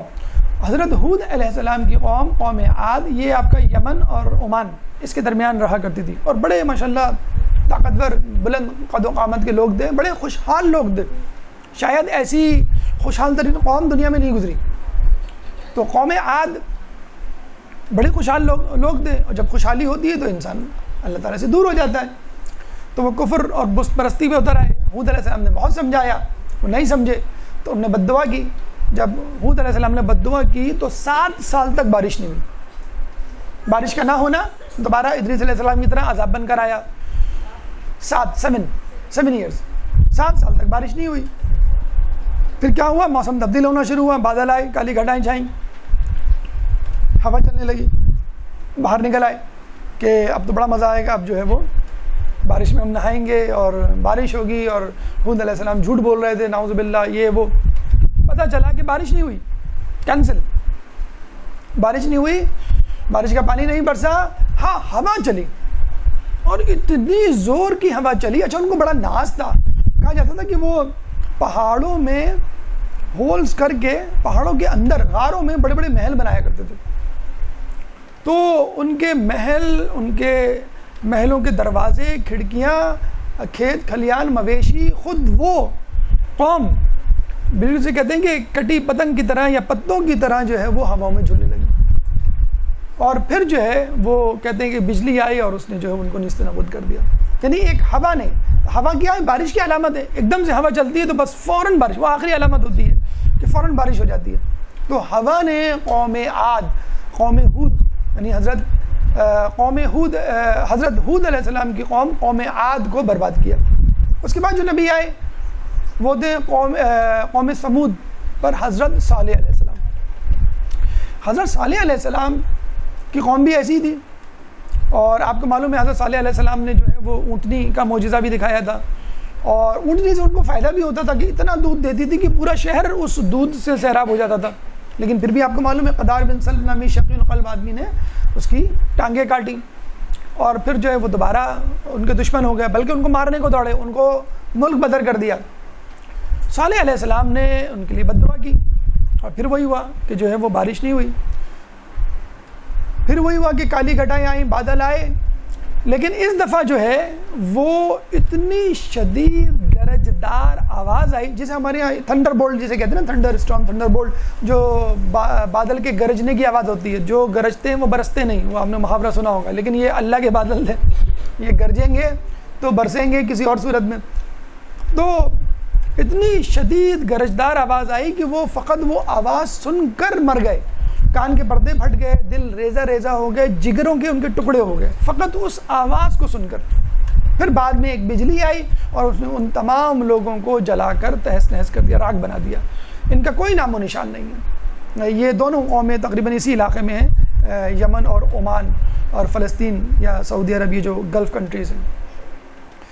تو قوم ادریس آپ نے دیکھا قحط سالی کا عذاب، بارش نہ ہونے کا عذاب. قوم نوح بارش ہونے کا عذاب. پھر قوم عاد بارش نہ ہونے کا عذاب. پھر قوم سمود بارش نہ ہونے کا عذاب. اور بارش کی جو علامات ہیں، چنگھاڑ یا گرجدار آواز اور بجلی یا ہوا، جو بارش کی علامات ہیں جو آپ کو خوش کر دیتی ہیں کہ بھئی ہاں اب جو ہے وہ بارش ہونے والی ہے، وہ عذاب کا، وہ ہلاکت کا سبب بنی.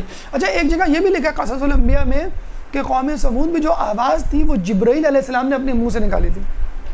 اتنی آواز تھی جیسے کبھی ابو آپ کے بچپن میں آپ پہ چیخے ہوں گے نا، آدمی کے حوصلہ ختم ہو جاتے ہیں، آدمی بے ہوش ہو کے گر پڑتا ہے. تو وہ اتنی گرجدار آواز تھی کہ پوری امت اس آواز کو سن کر جو ہے وہ ہلاک ہو گئی تھی. اچھا اب آگے چلیں حضرت ایوب علیہ السلام کی طرف. حضرت ایوب علیہ السلام کی امت میں تو اس طرح کا کوئی عذاب نہیں آیا، خود ان پر ایک آزمائش آئی، اور وہ آسمانی بجلی یا آسمانی آگ کی صورت میں آئی. مطلب حضرت ایوب علیہ السلام کے بارے میں کہا جاتا ہے بڑے خوشحال تھے، بڑے متمول تھے، بہت ہی ماشاءاللہ 5 اسٹار ان کی لائف، گلیمرس لائف گزر رہی تھی. کھیت کھلیان، غلام، بیوی، بچے، ہر چیز ان کے پاس تھی، اور بڑا شکر ادا کیا کرتے تھے. شیطان ان سے حسد میں مبتلا ہو گیا. اچھا شیطان کی بھی ٹیکٹکس ہوتی ہیں، ہر قسم کے لوگوں کے لیے، مختلف قسم کے لوگوں کے لیے مختلف قسم کے پھندے استعمال کرتا ہے. تو اللہ سے جا کے اس نے کیا کہا کہ تو نے جو ایوب علیہ السلام کو اتنا کچھ دیا ہے، یہ اس وجہ سے شکر ادا کرتے ہیں، آج چھین لے. اس نے آج کل کے مسلمان سمجھ رکھا تھا کہ تو چھین لے ان سے، پھر دیکھ یہ شکر ادا کرنا بھول جائیں گے. تو اللہ تعالیٰ نے کہا ٹھیک ہے میں چھین لیتا ہوں. ایک دن غلام آیا اور اس نے کہا کہ کچھ لوگ جو ہیں وہ آپ کے بہت سارے مویشی چرا کے لے گئے. حضرت ایوب علیہ السلام نے کہا الحمدللہ. غلام چلا، فوراً ہی دوسرا غلام آیا، اس نے کہا کہ بھائی آپ کے جو ہے وہ بچے گھر میں کھانا کھا رہے تھے، اس گھر کی چھت گر گئی، 10 بچے تھے، 10 کے 10 ہلاک ہو گئے. 10 کے 10 جو ہے وہ دانی فانی سے پوچھ کر گئے. پھر جو ہے وہ خبر آئی کہ آسمان سے ایک بجلی آگ آئی، اس نے سارے مویشی جلا کے راکھ کر دی. یہ سن کر ان کی 4 بیویاں تھیں، 3 بیویاں بھاگ گئیں، اپنے میکے بھاگی یا پتہ نہیں کہاں، بہرحال ان کو چھوڑ کے چلی گئیں کہ ہم نہیں رہ رہے آپ کے ساتھ. تو مطلب اس طرح کے لوگ تھے ایوب علیہ السلام کے ساتھ. ایک بیوی تھی رحمہ اس کا نام تھا، اس نے ماشاءاللہ ساتھ نبھایا اور آخر وقت تک ساتھ نبھایا. وہ گھروں میں بیچاری کام کرتی تھی. جو ورکنگ وومن ہیں وہ اس سے مثال لیں. کچھ لوگ کہتے ہیں کہ ہمیں گھر میں کمانا پڑتا ہے، شوہر کے لیے کمانا پڑتا ہے. بہت ایسی سچویشن ہو جاتی ہے کہ شوہر نہیں کما پاتا یا کما بھی رہا ہوتا ہے تو وہ پورا نہیں پڑتا. تو ٹھیک ہے، کوئی ایسا مذائقہ نہیں ہے. تو رحمہ جو ہے وہ گھروں میں کام کرتی تھی بیچاری نوکرانی بن کر، اور وہ جو پیسے بچتے تھے وہ ان کو لا کے دیا کرتی تھی. تو ایک دفعہ رحمہ نے کہا بھی تھا کہ کتنا عرصہ ہو گیا اپنی مشکل میں بسر کر رہے ہیں، کیا ہماری زندگی تھی اور اب کچھ بھی نہیں ہے. تو یوسف علیہ السلام نے کہا کہ ہم خوشحالی کی زندگی کتنی بسر کی، ہم نے خوشحالی کی زندگی کتنے عرصے؟ تو اس نے کہا 80 سال. 80 سال. اس نے کہا کم از کم 80 سال ہمیں مفلسی کی زندگی گزارنی چاہیے. اور 7 سال گزرے تھے، صرف 7 ایئرس. اچھا 7 سال میں جب یوسف علیہ السلام نے کچھ بھی مطلب یہ کہ اپنی جگہ سے ٹس سے مس نہیں ہوئے، شکر ادا کرتے رہے، تو شیطان بڑا غصے میں آیا. دیکھیں غربت برداشت ہو جاتی ہے انسان کو، بیماری نہیں برداشت ہوتی. اور ایسی بیماری جس میں کیا کہتے ہیں بیڈ ریڈن، بس بستر کا ہو کے لگ جائے، بستر سے لگ کے رہ جائے. تو شیطان پھر آیا ملعون اللہ کے پاس کہ تو مجھے ایوب علیہ السلام کے جسم پر دسترس دے، میں جو چاہوں کروں. اللہ نے کہا ٹھیک ہے. وہ گیا، ان کے سارے بدن پہ زخم کر دیے، اور ایسے زخم جس پہ کیڑے پڑ گئے ہوں. اور ایک جگہ میں نے کہیں پڑھا تھا، ریفرنس مجھے یاد نہیں، کہ ایک کیڑا ایک دفعہ گرا تو ایوب علیہ السلام اس کیڑے کو اٹھایا اور اس جگہ رکھ دیا کہ اللہ نے تجھے جو کام کہا ہے وہ کر. اور کیڑے مسلسل پڑے ہوئے اور مسلسل وہ اللہ کا تعالیٰ کا شکر ادا کر رہے. پھر اللہ تعالیٰ نے 7 ایئر 7 سال ہی میں ان کی جو ہے آزمائش کو ختم کر دیا، اور ان کو اوکے کر دیا کہ یہ بندہ میرا کہیں جانے والا نہیں ہے، چاہے خوشحالی ہو چاہے جو ہے وہ مفلسی بدحالی ہو. اللہم صلی علی محمد.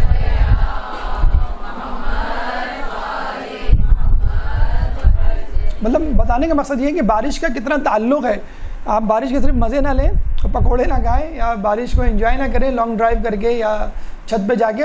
ان واقعات کو بھی اپنے ذہن میں رکھیں، اللہ کی نعمتوں کو بھی ذہن میں رکھیں، رحمتوں کو اور زحمتوں کو، ان عذابوں کو، اور پھر شکر بھی ادا کریں، اور پھر اپنے آپ کو کلاسیفائی کریں، اپنے آپ کی درجہ بندی کریں کہ میرا تعلق کس گروہ سے ہے، زحمت اٹھانے والے، عذاب لینے والوں لوگوں میں میرا شمار ہوتا ہے یا نیکوکاروں میں۔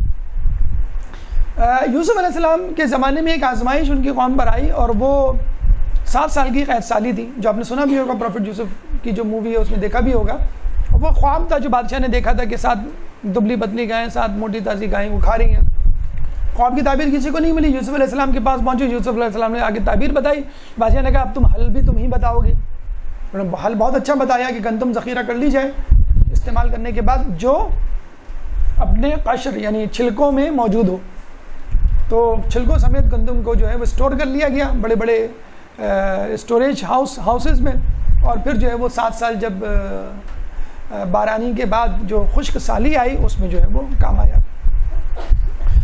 ایوب علیہ السلام، یوسف علیہ السلام، اس کے بعد موسیٰ علیہ السلام، کوئی بہت بڑا ڈیوریشن تو نہیں تھا، کوئی بڑا عذاب تو نہیں تھا، لیکن آزمائش بہرحال یوسف علیہ السلام، موسیٰ علیہ السلام کے زمانے میں بھی آئی، اور بڑا عجیب، بڑا عبرت آمیز واقعہ ہمیں ملتا ہے کہ 70,000 لوگ موسیٰ علیہ السلام کے پاس آئے اور انہوں نے کہا کہ بارش نہیں ہو رہی، آپ دعا کیجئے ہمارے ساتھ۔ 70,000 لوگوں کو وہ صحرا میں لے کے گئے اور بارش کے لیے دعا کی۔ اچھا، نبی جو ہے مستجاب الدعوات ہوتا ہے، اس کی دعا رد نہیں ہوتی۔ تو انہوں نے دعا کی، 70,000 لوگوں کے ساتھ بارش نہیں ہوئی، دوبارہ نہیں ہوئی۔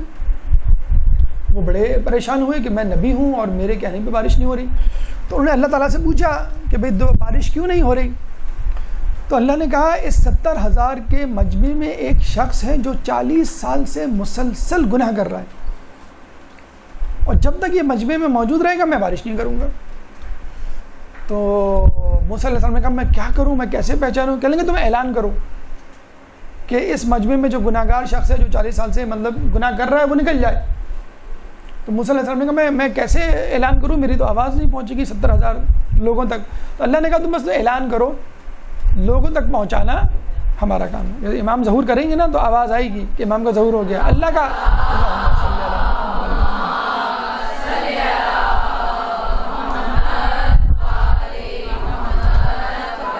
تو گوشے گوشے تک پیغام پہنچے گا۔ تو موسیٰ علیہ السلام نے اپنی نارمل عام سی آواز میں وہ اعلان کیا کہ جو گناہ گار شخص ہے جو 40 سال سے گناہ کر رہا ہے وہ نکل جائے۔ ہم ہوتے تو کہتے ہیں نہیں ہم نے تو ایک گناہ بھی نہیں کیا، 40 سال کیا، ہم تو 40 دن سے ماشاءاللہ 40 سال کیا 400 سال بھی ہمیں ملتا ہے ہم گناہ نہ کر دیں۔ اس شخص تک یہ آواز پہنچی تو وہ بڑا شرمندہ ہوا، کہنے لگا اگر میں نکلا تو 70,000 لوگ ہمیشہ کے لیے مجھے ملعون اور گناہ گار اور پتہ نہیں کیا کیا نام رکھ دیں گے میرا، اور نہ نکلا تو بارش نہیں ہوگی، لوگوں کا نقصان میرا بھی نقصان، سب ہلاک ہو جائیں گے۔ اسی وقت اس نے سچے دل سے توبہ کی، جیسی اس نے توبہ کی اسی وقت بارش ہو گئی۔ موسیٰ علیہ السلام اور تمام لوگ حیرانگی سے دیکھ رہے ہیں، انتظار کر رہے ہیں کب وہ شخص نکلے، کب وہ نکلے۔ وہ نکلا تو نہیں، بارش ہو گئی۔ موسیٰ علیہ السلام نے فوراً کہا اے اللہ وہ شخص تو نہیں نکلا اور تو نے بارش کر دی، تو کہہ رہا تھا اس میں موجود ہے اور میں نہیں بارش۔ جب اللہ تعالیٰ کہہ دے کسی کام کو تو بس کہہ دیتا ہے۔ تو اللہ نے کہا کہ اس شخص نے سچی توبہ کر لی، اس لیے میں نے جو ہے وہ بارش نہیں کی۔ اچھا لوگ چلے گا اپنے گھروں کو، موسیٰ علیہ السلام کھڑے اور موسیٰ علیہ السلام کہنے لگے اے اللہ مجھے اس شخص سے ملا تو دے تاکہ میں اس کی زیارت کروں، اس کو دیکھوں، اس سے ملوں۔ دیکھیے نبی ہے لیکن موٹیویشن چاہیے نبی کو بھی۔ ہم لوگ تھوڑے سے علامہ بن جائیں، تھوڑے سے پڑھ لکھ جائیں، متقی پرہیزگار نماز شب، بس ٹھیک ہے، ہمیں کسی کی ضرورت نہیں ہے، کسی کی نصیحت مشورے کی، کسی کی زیارت سے ہمیں کچھ نہیں ہوگا، ہم چکنے گھڑے ہیں۔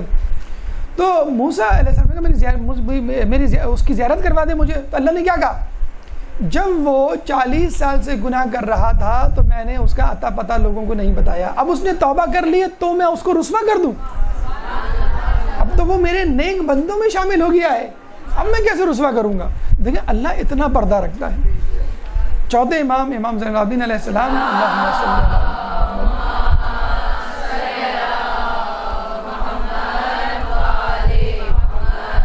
فرماتے ہیں کہ میں تیرا کیسے شکر ادا کروں کہ تو نے کتنی نیکیاں جو میں نے نہیں کی لوگوں میں پھیلا دی۔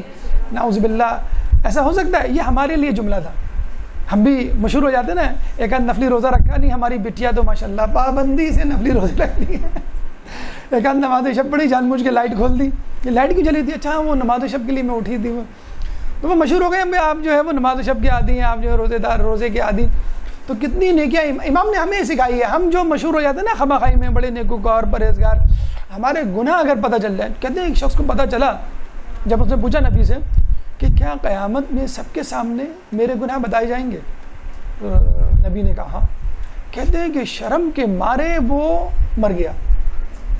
اتنا اس کو دھچکا لگا اس بات سن کے کہ میرے گناہ لوگوں کو بتائے جائیں گے. آپ تھوڑی دیر کے لیے سوچیں تو, ماں یا باپ اس کی اولاد کو اس کے گناہ پتہ چلیں کیا. جبھی تو اللہ کو کہا گیا ستار العیوب. تو اللہ کا ستار العیوب نام لے کر دعا کیا کریں, اللہ ہمارے گناہوں کو چھپا دے, یہاں بھی چھپا دے اور وہاں بھی چھپا دے, بلکہ اس سے بڑھ کر مٹا دے. فقط چھپانا دے بلکہ ہمارے گناہوں کو مٹا دے. تمہارا موسیٰ علیہ السلام کی قوم پہ ایک آزمائش آئی, ایک گناہ گار کی وجہ سے بارش نہیں ہوئی, اور اسی گناہ گار, ہاں اللہ نے ایک جملہ بڑا خوبصورت کہا تھا اس موقع میں جب موسیٰ علیہ السلام نے کہا کہ تو نے تو بارش کرنے کا نہ کہا تھا اور ابھی ایک دم سے بارش کرنے کا کہہ دیا ہے, کر دی تو نے, یہ کیا ہوا؟ تو اللہ نے کہا سقیتکم بالذی منعتکم بہ, سقیتکم بالذی, ہم نے تم کو اسی وجہ سے سیراب کیا جس وجہ سے سیراب نہیں کیا تھا. تمہارے لیے بارش اسی وجہ سے کی ہے جس وجہ سے نہیں کر رہے تھے, یعنی اسی شخص کی وجہ سے تم پر بارش کی ہے جس شخص کی وجہ سے بارش روکی تھی. اور یقین کیجئے کبھی بھی جو ہے گناہ گار سے نفرت نہیں کیجئے, گناہ سے نفرت کیجئے, گناہ گار سے نفرت نہیں کیجئے. ہمیں واقعہ ملتا ہے نا ایک شخص بہت عابد کہ لوگ اپنے گناہ بخشوانے کے لیے جاتے تھے, اور اسی زمانے میں ایک اور شخص جو بہت گناہ گار, اتنا گناہ گار کہ اس علاقے میں اتنا بڑا گناہ گار نہیں تھا, اور وہ عابد اتنا بڑا عابد, اس سے بڑا عابد نہیں تھا. اس گناہ گار نے توبہ کی اللہ سے, اللہ نے کہا جاؤ فلاں شخص سے جو ہے اپنی توبہ کرواؤ. اللہ تعالیٰ تو مستجاب الدعوات بنا دیتا ہے, اللہ تعالیٰ جو وسیلہ شفاعت قرار دیتا ہے نیک لوگوں کو. تو وہ گیا عابد کے پاس, عابد نے دیکھتے ہی دروازہ بند کر دیا. Shut up, get lost, who are you, who the hell are you. کہنے لگا میں گناہ گار تھا, اب نہیں ہوں, میں نے توبہ کر لی ہے. اس نے کہا نہیں. وہ کہتے ہیں کہ وہ بار بار اس کے گھر کے چکر لگاتا. ایک دفعہ عابد کو بہت غصہ آیا. میں نے کہا بھائی, کہنے لگا بھائی کیا مسئلہ ہے, میں نے تمہیں منع کر دیا, میں تمہارے لیے دعا کبھی نہیں کروں گا, تمہاری بخشش ہو ہی نہیں سکتی. کہنے لگا اللہ نے مجھے بخش دیا, بس یہ کہا ہے کہ تم سے بھی میں جو ہوں ایک اپروول, ایک انڈورسمنٹ, ایک توثیق نامہ لے لوں. تو اس نے کہا کیا اللہ نے تمہیں توبہ تم کی, تمہارے جیسوں کی شکل دیکھی, ہم نہیں کہتے شکل دیکھی تم نے اپنی, فرسٹ آؤ گے تم بات ہو جاؤ, بڑی بات ہے, شکل دیکھی. اس نے کہا تمہاری توبہ قبول کر لی, ہاں اللہ نے کہہ دیا ہے کہ میں تمہیں جنت میں داخل کروں گا. اس نے کہا اگر تم جنت میں جاؤ گے تو میں جنت میں نہیں جاؤں گا, میں اس جنت میں نہیں جاؤں گا جس جنت میں تم جاؤ گے. اللہ نے فوراً وحی کی کہ میں نے تیرا نام جنت سے نکال کر جہنمیوں میں داخل کر دیا. کس کا؟ عابد کا, کہ تو نے اس جنت میں جانے سے انکار کر دیا, کیونکہ جنت تو میری ایک ہی ہے, 2-4 جنتیں تھوڑی ہیں. عابد کی الگ ہے, اور جو گناہ کر کے توبہ کر کے آئے اس کی جنت الگ, وہ جنت. تو اس عابد کو اپنے تکبر کی وجہ سے. بہرحال موسیٰ علیہ السلام, اب آئیے ایک خاص بارش, پتھروں کی بارش کا تذکرہ کرتے ہیں. لوط علیہ السلام, لوط علیہ السلام کی قوم جس گناہ کا ارتکاب کرتی تھی, لواطت یا زناکاری, اتنا قبیح فعل کہ اللہ تعالیٰ نے ان کو طوفان نوح کی طرح بارش کے پانی سے نیز تو نابود کرنا گوارا نہیں کیا, بلکہ پتھروں کی بارش. جب بھی ہم دیکھتے ہیں رجم کی سزا دی جاتی ہے, سنساری کی سزا دی جاتی ہے زناکاری یا بدکاری کے ملزم کو. لوط علیہ السلام کی قوم میں ان کی بیوی بھی جو ہے وہ شریک تھی ان لوگوں کے ساتھ سازش کرنے میں لوط علیہ السلام کے. تو کہتے ہیں کہ اللہ تعالیٰ نے اس کے اوپر تو الگ سے ایک اسپیشل پتھر بھیجا تھا, بارش کا ایک الگ سے ٹکڑا, جس نے اس کے سر پہ گر کے اس کو ہلاک کیا. پھر جو لوگ تھے وہ کہتے ہیں کہ لوط علیہ السلام کی کے گھر کو گھیر کے بیٹھ گئے. کچھ عقلمندوں تو نہیں کہنا چاہیے, مکاروں عیاروں نے مشورہ دیا کہ پیغمبر کے گھر کو گھیر لو, کیونکہ پیغمبر جب تک موجود ہے تمہارے اوپر عذاب نہیں ہوگا. تو انہوں نے گھیرے میں لے لیا. لوط علیہ السلام پریشان, بھی کیا کریں. جبرائیل علیہ السلام آئے, کہنے لگے کہ یہ مینار ہے نور کا, اب اس میں داخل ہو جائیں گے, بس شٹل کہہ لیں, لفٹ کہہ لیں آپ نور کی. وہ لوط علیہ السلام جو ہے وہ اس میں شامل ہو گئے. ان کے چاہنے والے بھی جو تھے, غالباً ان کی بیٹی بھی اس میں شامل تھی, اور انہوں نے منع کر دیا تھا کہ اپنی بیوی کو نہ لینا, وہ تمہارے ساتھ, جیسے نوح کا بیٹا تھا. تو وہ اس میں شامل ہوئے, جیسے داخل ہوئے وہ نکل گئے, لوگوں کو پتہ بھی نہیں چلا. پھر کہتے ہیں کہ جبرائیل علیہ السلام نے اس زمین کو جہاں وہ رہا کرتے تھے 7 زمینوں تک اندر تک کھودا اور اس زمین کو اٹھایا اور اٹھا کر آسمان کی طرف لے گئے. اتنا لے گئے کہ آسمان والے ان کی آوازیں سن سکتے تھے کہ کون لوگ آ گئے, خیریت. اور پھر لا کے دوبارہ الٹا پٹک دیا اسی جگہ پر. اس کے بعد بھی اللہ کا غضب غصہ ٹھنڈا نہیں ہوا, پتھروں کی بارش ہوئی, مکمل طور پہ وہ صفحہ ہستی سے مٹا دیے گئے. تو یہ لوط علیہ السلام کی بارش. سدوم نامی شخص یا فرشتہ آیا تھا لوط علیہ السلام کے علاقے میں, جس سے انہوں نے گناہ کرنے کا سوچا تھا, اسی لیے اس گناہ کا نام سڈومی پڑ گیا, سدوم کے نام والے سے. تو لوط علیہ السلام کی قوم پہ بارش کے پانی کا طوفان نہیں, پتھروں کی بارش کا طوفان. اور سب سے آخر میں عذاب پتھروں ہی کا عذاب, پتھروں کی بارش کا عذاب. رسول اللہ صلی اللہ علیہ وآلہ وسلم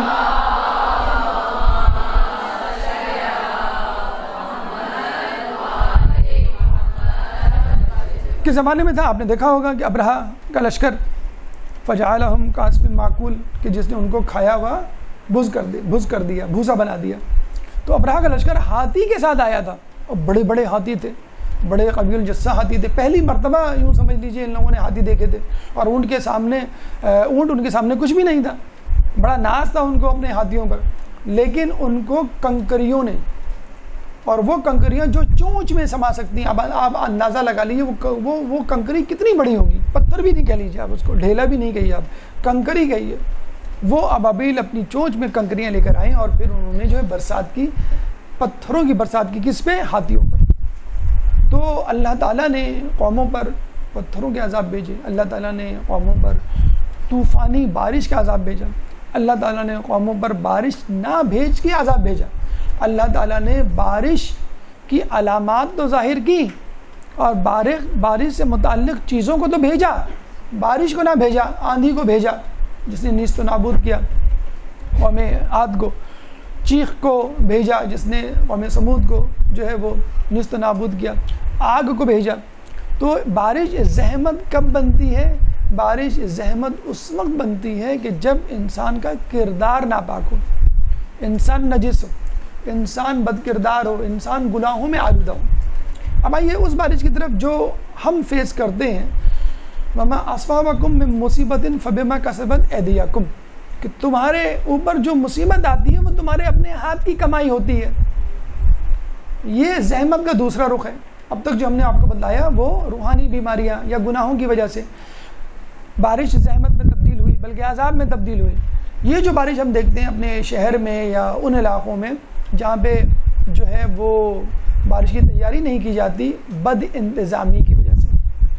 ابھی جو بارش کا تذکرہ کیا بارش زحمت کی وجہ سے, بدعمالی کی وجہ سے. اب تذکرہ بد انتظامی, جب بارش کے انتظامات نہیں کریں گے آپ اپنے طور پہ, اس وقت بارش زحمت میں تبدیل ہو جائے گی. آپ نالیاں نہیں بنائیں گے, پراپر ڈرینیج سسٹم نہیں کریں گے. باہر کے ملکوں میں بارش ہوتی ہے, امریکہ, کینیڈا, یورپ, ملیشیا, جہاں پہ بھی تمہارا ایک پراپر ڈرینیج سسٹم ہے کہ جب بارش ہو جاتی ہے تو آدمی کے باہر نکلنے کا جی چاہتا ہے.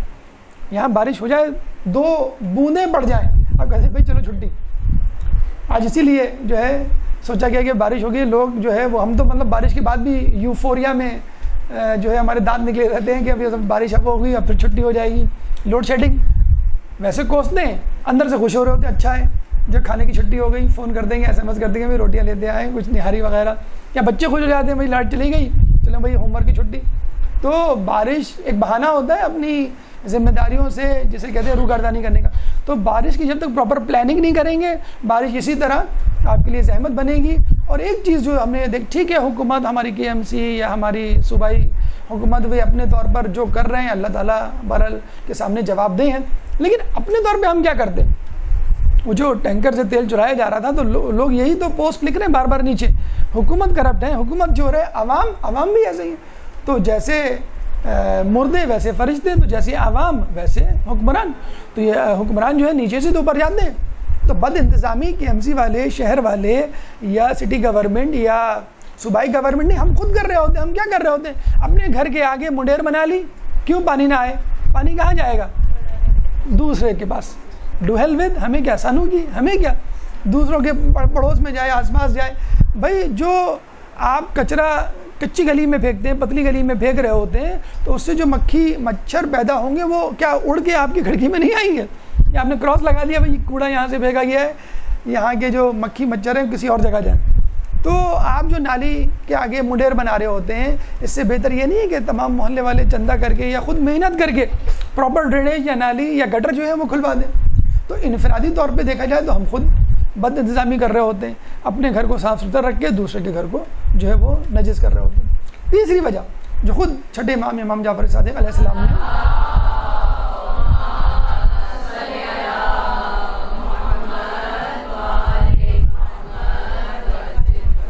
جب ان سے پوچھا گیا، جب امام فائدے گنوا رہے تھے کہ بارش سے جو ہے فصلوں کو فائدہ ہوتا ہے، ماحول کو فائدہ ہوتا ہے، زمین کو فائدہ ہوتا ہے، کمزوروں کو فائدہ ہوتا ہے، تو پوچھنے والے نے فوراً، سننے والے نے فوراً پوچھا امام اس سے نقصان بھی تو ہوتا ہے، آپ وہ بھی تو بتائیں. تو امام نے کہا کہ بارش سے نقصان اس لیے ہوتا ہے کہ اللہ تعالیٰ سرکش اور مغرور لوگوں کو گناہوں کے ارتکاب سے باز رکھے. اب بڑے سائنس میں ترقی کر کے مغرور ہو جاتے ہیں نا کہ بس ہم چاند پہ پہنچ جائیں گے، ہم مریخ پہ پہنچ جائیں گے، اب ہم پوری دنیا پہ قبضہ کر لیں گے، اب جو اپنی مرضی سے حکومت چلائیں گے. یہ ہو رہا ہے نا امریکہ، یورپ اور دیگر ممالک میں، مغربی ممالک میں ترقی اپنی عروج پر ہے. اب ترقی عروج پر ہے تو غرور بھی عروج پر ہے. جیسے قوم عاد یہ کوئی پہلا غرور نہیں ہے جو امریکہ، یورپ کے یا دیگر ممالک جو ترقی یافتہ ہیں، تیل پیدا کرنے والے بھی ممالک ان میں آپ شامل کر سکتے ہیں. یہ پہلا غرور قوم عاد، قوم سمود اسی طرح کی قوم تھی، بڑے ایڈوانس، جدید اور خوشحال لوگ تھے. آپ وہی غرور کر رہے ہیں، نافرمانیوں میں آگے جا رہے ہیں، باقاعدہ دوسرے لوگوں کو مجبور کر رہے ہیں کہ آپ اپنے قوانین کو تبدیل کریں، آپ اپنے قرآن کو تبدیل کریں، آپ اپنی شریعت کو تبدیل کریں. باقاعدہ فورس کیا جا رہا ہے. یہ جو بین لگا ہے ٹرمپ کی طرف سے 6 ملکوں میں، کیا ہے یہ؟ اسٹیپ ہے، یہ قدم ہے آگے کی طرف کہ ہم جو ہے مسلمانوں کو اپنی راہ سے، ان کی راہ سے گمراہ کر کے چھوڑیں گے اور دنیا کو ہمارے نظام کے مطابق چلنا ہے. یہی جون جولائی کا مہینہ ہوتا ہے. آپ دیکھ لیں کبھی فلوریڈا میں، کبھی شکاگو میں، کبھی نیو یارک میں، کبھی ہوائی میں سمندری طوفان کی ریل پیل کہہ لیجیے آپ، ریل پیل ہوتی ہے. ایک طوفان آتا ہے، پھر دوسرا آتا ہے، چلا جاتا ہے، پھر دوسرا آتا ہے، پھر تیسرا. بالکل جسے کہتے ہیں ہزاروں کمیونٹی کے افراد باقاعدہ شفٹ ہوتے ہیں. اور بارش سے چند دن پہلے، چند ہفتے پہلے آتش زدگی کے بڑے واقعات ہوتے ہیں. آسٹریلیا میں اکثر آپ سنتے ہوں گے جون جولائی میں آگ لگتی ہے. کینیڈا میں ابھی پچھلے سال آگ لگی تھی. تو آگ، سمندری طوفان، ٹورنیڈو جسے کہتے ہیں. اچھا وہاں پہ تو اس کو کہتے ہیں واٹر اسپراؤٹ، کہ جھکڑ چلتا ہے سمندر میں اور وہ قیف نما جھکڑ اوپر جاتا ہے اور پورا وہ جو فنل شیپ ایریا ہوتا ہے واٹر کا، پانی کا، وہ خود کسی آبادی پہ جا کے گرتا ہے اور اتنی شدید شدت سے گرتا ہے وہ کہ پوری آبادی جو ہے وہ تہس نہس ہو جاتی ہے. وہ ایک دم سے ہلاک اور حیران و پریشان ہو جاتے ہیں. جب ان سے پوچھا جاتا ہے بھائی یہ حالات کب ٹھیک ہوں گے، تو وہ کیا کہتے ہیں؟ یہ مدر نیچر کو پتا. کہ ہو از مدر نیچر؟ کہتے ہیں پتہ نہیں. گاڈ نہیں، گاڈ ورڈ پہ ہم یقین نہیں رکھتے. Mother nature. پہلے وہ نیچر کہا کرتے تھے کہ بھی نیچر پہ ڈیپینڈ کرتا ہے کہ نیچر کیا چاہے. اب وہ کہتے ہیں کتنے نیچر نام رکھے ہم، نیچر کس کس کو دیکھ رہا ہے؟ نہیں، یہ بہت سارے نیچر ہیں، ان کی ایک مدر ہے. تو آپ گاڈ فادر کیوں نہیں کہہ دیتے یا صرف سمپل گاڈ کیوں نہیں کہہ دیتے؟ تو اللہ تعالیٰ نے یہ عذاب کی صورت بارش کی طرح ان لوگوں پہ اس لیے بھیجی کہ ان کو اپنی اوقات یاد دلائے. جو لوگ ترقی کے نام پر یہ سوچ رہے ہیں کہ بس اب جو ہے ہم آگے بڑھ جائیں گے، دنیا پہ قبضہ کر لیں گے، تو ہمیں چاہیے، ہمارے بھی اچھے دن آتے ہیں انفرادی طور پہ، ہم بھی خوشحال ہوتے ہیں، ہم بھی طاقتور ہوتے ہیں، ہم بھی جو ہے وہ لوگوں میں مقبول اور مشہور ہوتے ہیں. تو ہمیں بھی چاہیے کہ ہم اپنے برے دن کو یاد رکھیں، ہم اپنی بے کسی کو یاد رکھیں، ہم جو ہے اپنی محتاجی کو یاد رکھیں، چاہے وہ بارش کی صورت میں ہو، چاہے وہ رزق کی صورت میں ہو، چاہے وہ جو ہے مال و اولاد کی صورت میں ہو. بہرحال یہ تمام گزارشات بارش زحمت ہے یا رحمت کے حوالے سے مکمل ہوئی. آخری جملہ جس میں ہم درس کا اختتام کریں گے، بارش کا ایک فائدہ ضرور ہے کہ جو بارش میں بھیگ رہا ہوتا ہے اس کو لوگ یہ نہیں کہہ سکتے کہ یہ رو رہا ہے، اگرچہ وہ رو بھی رہا ہو. روتا ہوا آدمی بارش میں نکل جائے اگر اس کو اپنا آنسو چھپانے ہیں. اللہ تعالیٰ سے دعا ہے کہ ہمیں بارش کو رحمت کے طور پر حاصل کرنے سے استفادہ کرنے کی توفیق عطا فرمائے. اللہ تعالیٰ سے دعا ہے کہ ہمیں اپنے غضب اور عذاب سے بچائے. اللہ تعالیٰ سے دعا ہے کہ اہل بیت کی تعلیمات پر عمل کرنے کی توفیق عطا فرمائے. قیامت میں ان کی شفاعت سے بہرہ مند فرما، امام کے ظہور میں تعجیل فرما. ہمیں ان کے انصار و اعوان میں شامل فرما. ربنا تقبل منا انك انت السميع العليم وتب علينا انك انت التواب الرحيم برحمتك يا ارحم الراحمين وصلى الله على محمد وآله